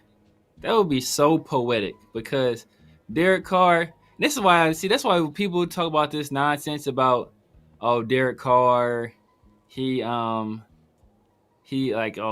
integrity wouldn't allow him to lie about a shoulder injury and all that stuff. Remember when the Raiders were trying to trade Derek Carr and we were trying to work out a deal, and Derek Carr had a no trade clause. We were trying to work out a deal with the Saints, and then he wouldn't allow that deal to go through. And then after we released him, he went and signed with the Saints. And he was like, "Oh, well, it's because the Raiders wouldn't allow me to talk to the Saints. So how was I to like? Come on, bro. That's all I know. So it would be poetic justice if that they need a quarterback and they have to trade up with us. They have to give us some of the draft compensation that we should have gotten in that Derek Carr trade." Yeah, I mean, maybe it's karma, I guess, for DC, but we'll see, man. Yeah, that was a good point though by Space Beast. Cold weather Carr like that. I was looking at Pittsburgh. I'm like, oh yeah, that might, maybe that could be a good spot for him. Like they're gonna run the football, play defense. He just gotta manage the game. They're not gonna ask him to do too much. Yeah. But the crazy thing is Carr. Like I don't know what world he's living in. Like, why wouldn't a team that you go to? Why wouldn't they get a young guy in the building? Like, what are you? Because that's essentially what the Saints are doing. They're like, you know what? We're going to get a young guy in the building. Like, if you play your best ball, you play great ball, like, you're not going to – I don't think you're going to lose your job. And if you lose your job, if they decide to go young, then you go to the highest bidder. Yeah. I don't know. But, maybe I'm just looking at it from the outside looking in. So, but I feel like DC's kind of – I think DC's just taking it the wrong way. And I think that possibly could be the reason why the Raiders and John Gruden – probably didn't get a young QB because they felt like how sensitive he was. Like he's not, I don't know, maybe mentally tough enough to deal with a situation like that. Because all those years with John Gruden, what do we hear? Like, oh, Gruden is going to get looking at this quarterback, or this is the year that. But he never did it. He never pulled the trigger. Never did it. But it is what it is. East Coast round one. Okay, Daniel Kim has his mock. He says Banks, Mac, Tedero, or he liked the offensive lineman. Is it the offensive lineman? Round one, Banks. Round two, Barron. I don't think either one of those guys would be around round two though. Siobhan Revel. Maybe if teams are scared off by the injury, I think Barron gonna be a first round pick. Some people are saying he's CB1. No, Sade? Yeah, Jade. Yeah. Or Jade, yeah. Yeah. Some people say he's QB1. So I don't think he'll be around round two. If he is around round two, immediately. I think people are mocking. I've seen a mock draft where people are mocking Barron at number 6 to the Raiders. Yeah. They he's going. Some people have him at CB1. So we get him in round two. That's amazing. I mean, like, you never know with this draft, right? You never know with this draft stuff. But is Buchanan going to go as early as third round? Do you see Buchanan? I like Buchanan. I like Buchanan. I think that's kind of early. Maybe a fourth is where I start looking at him. But I like Buchanan though. Buchanan. Running back all that. Like, I can get with offensive line in the first. In the second, they go corner, and then the third they go running back. That's. I think that's smooth. That's smooth. That's smart. That's smart right there. That's smooth. Hey, nah, man, you good, bro. You good. Nah, that's pretty smooth. Nah, hey, man, make sure to tune in this Thursday. Except Barron, Daniel. It's Barron. Everything else was smooth except Barron. Yeah. But I don't think Barron gonna be there. Revel, I can see being there because people were scared off by the age and the injury. I can see them being there. But I think Barron Barron, probably not. Omicron says Kelvin Banks, Siobhan Revel, and Caleb Johnson. Is that your first, second, and third? He had me until he said Caleb Johnson. You had me till I was right there with you, brother. Until you said Caleb Johnson, I was like, yeah, man. I think Caleb probably goes in the second. But I just don't like him. I just don't think he's good. I take Damian Martinez for I feel like he's a really good like outside zone running back. It's just I had to, Leo. You know what I mean? I had to bring it out. But to be fair, I brought it out before the show, so I didn't just pull it out like mid-show, like after the Warriors. I got to, you know what I mean? I'll throw on the purple and gold, when the real playoffs start, not the play-in. Okay. Didn't the Warriors beat the Lakers the last time they played? I believe they did. They did. I think they did.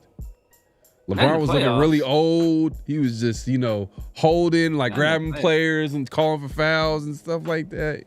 Not in the playoffs. I don't believe that happened in the playoffs. We'll see. I think the last few times you guys been to the playoffs, the Lakers will put y'all out. I want to say. Did y'all win a championship them years? I don't know. Did y'all? Y'all obviously not, because y'all was home watching. Okay, so nobody think Jaylen Ramsey real as legitimate. So nobody think Jaylen Ramsey is real as legitimate. Oh, I mean, I don't know. I just don't think.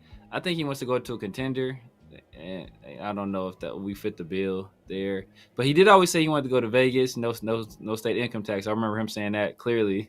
Before he got traded to Miami, or before he went to the Rams. He said that. When he was with Jacksonville. So I don't know if he still has the same sentiment. He does have a ring already, technically, so we'll see. And plus you gotta think about the trade compensation. Like, what are they gonna be asking for? If they're asking for like anything, if they're asking for a 3rd round pick, 2nd round pick, 1st round pick, if they're asking to trade spots from 13 to 6, and no, we're not doing that. So just to be honest with you, it's a pass for me.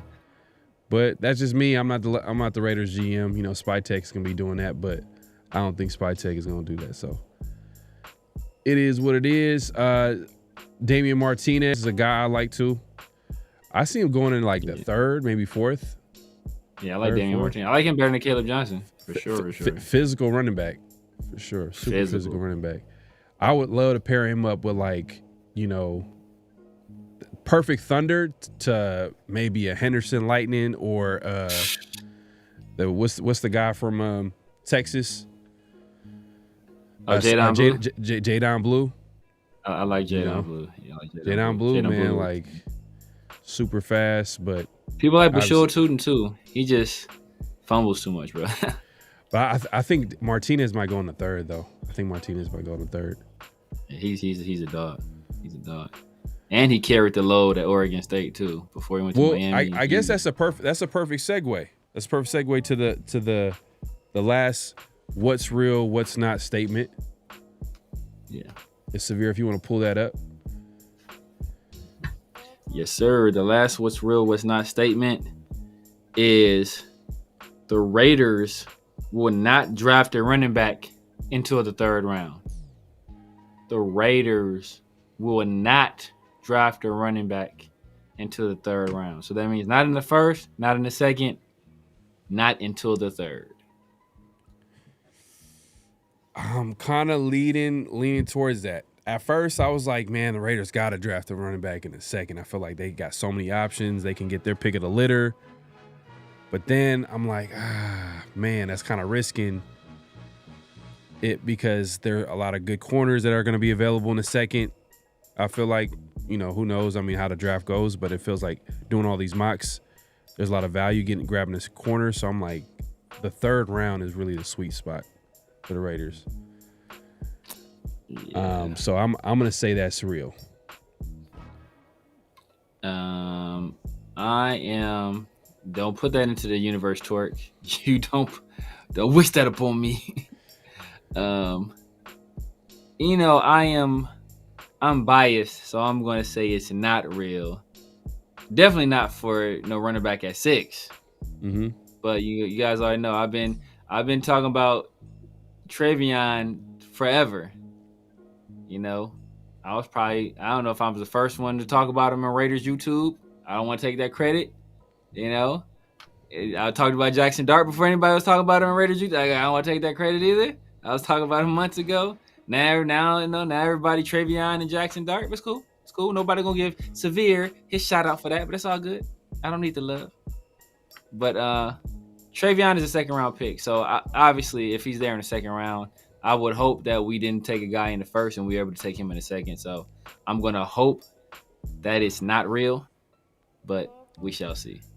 Turk says shit about to be false 20 minutes into the draft. Yeah, nah, bro. Do not put that out there, bro. I wouldn't watch the rest of the draft, bro. I'm going off the. If I'm not watching it, bro, I'm not watching the rest of it. I'm cool. So hold on. All right, man. So you don't feel like Genty is a generational running back?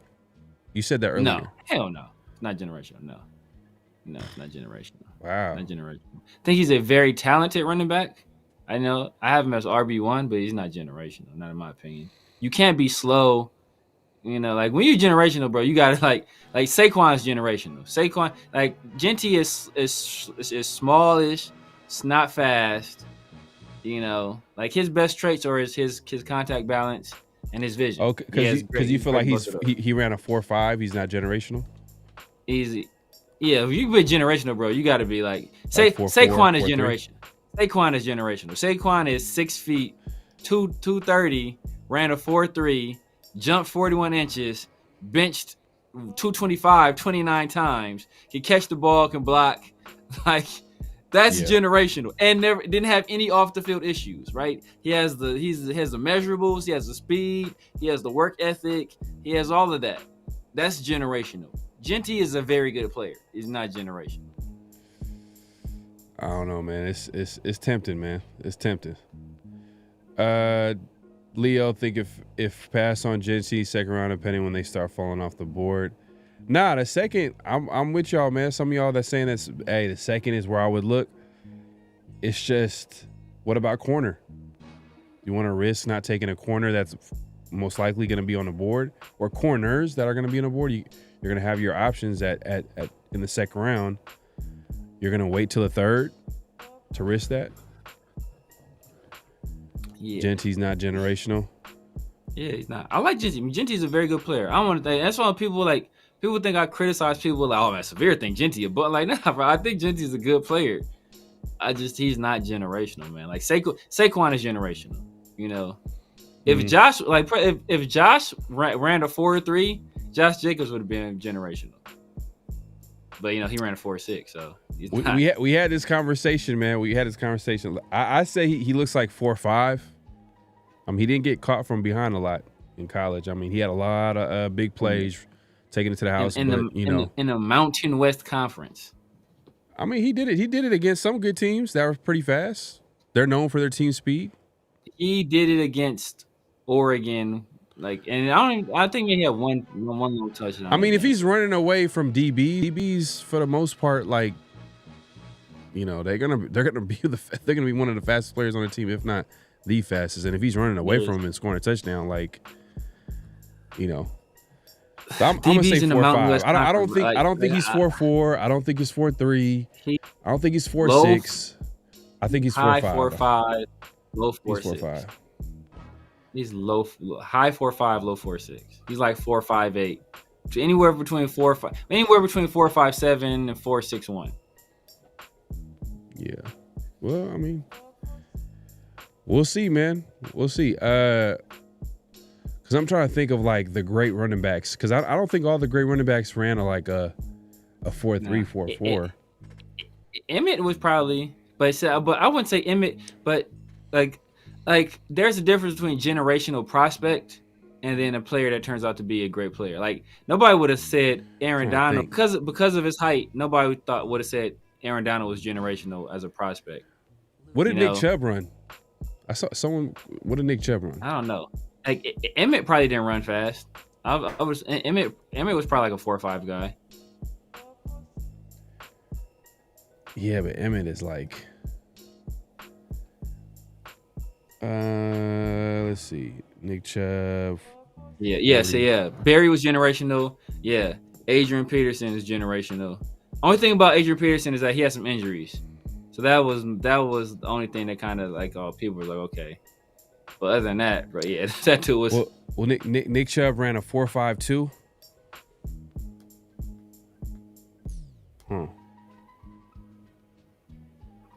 How big is Nick Chubb?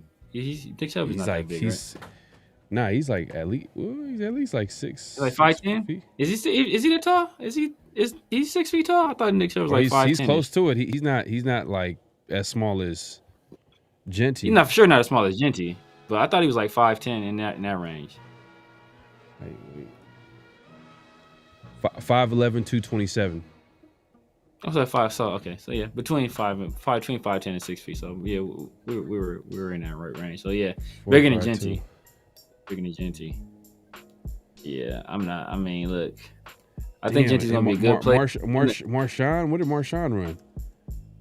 Run fast, bro. Marshawn ran fast. I remember Marshawn was like, damn.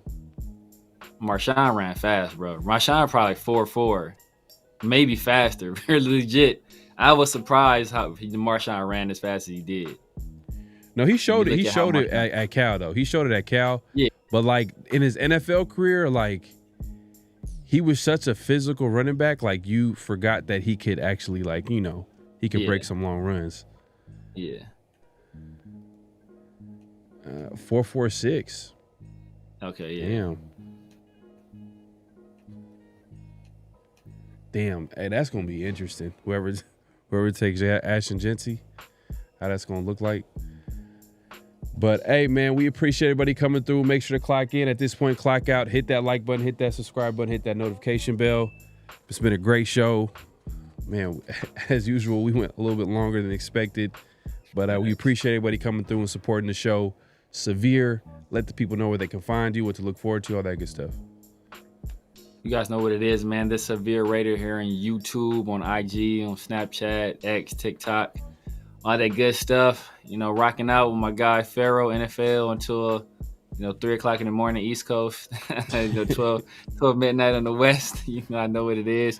Y'all get out the club, man. Y'all know we watch the 50-50 show. That's just what it is.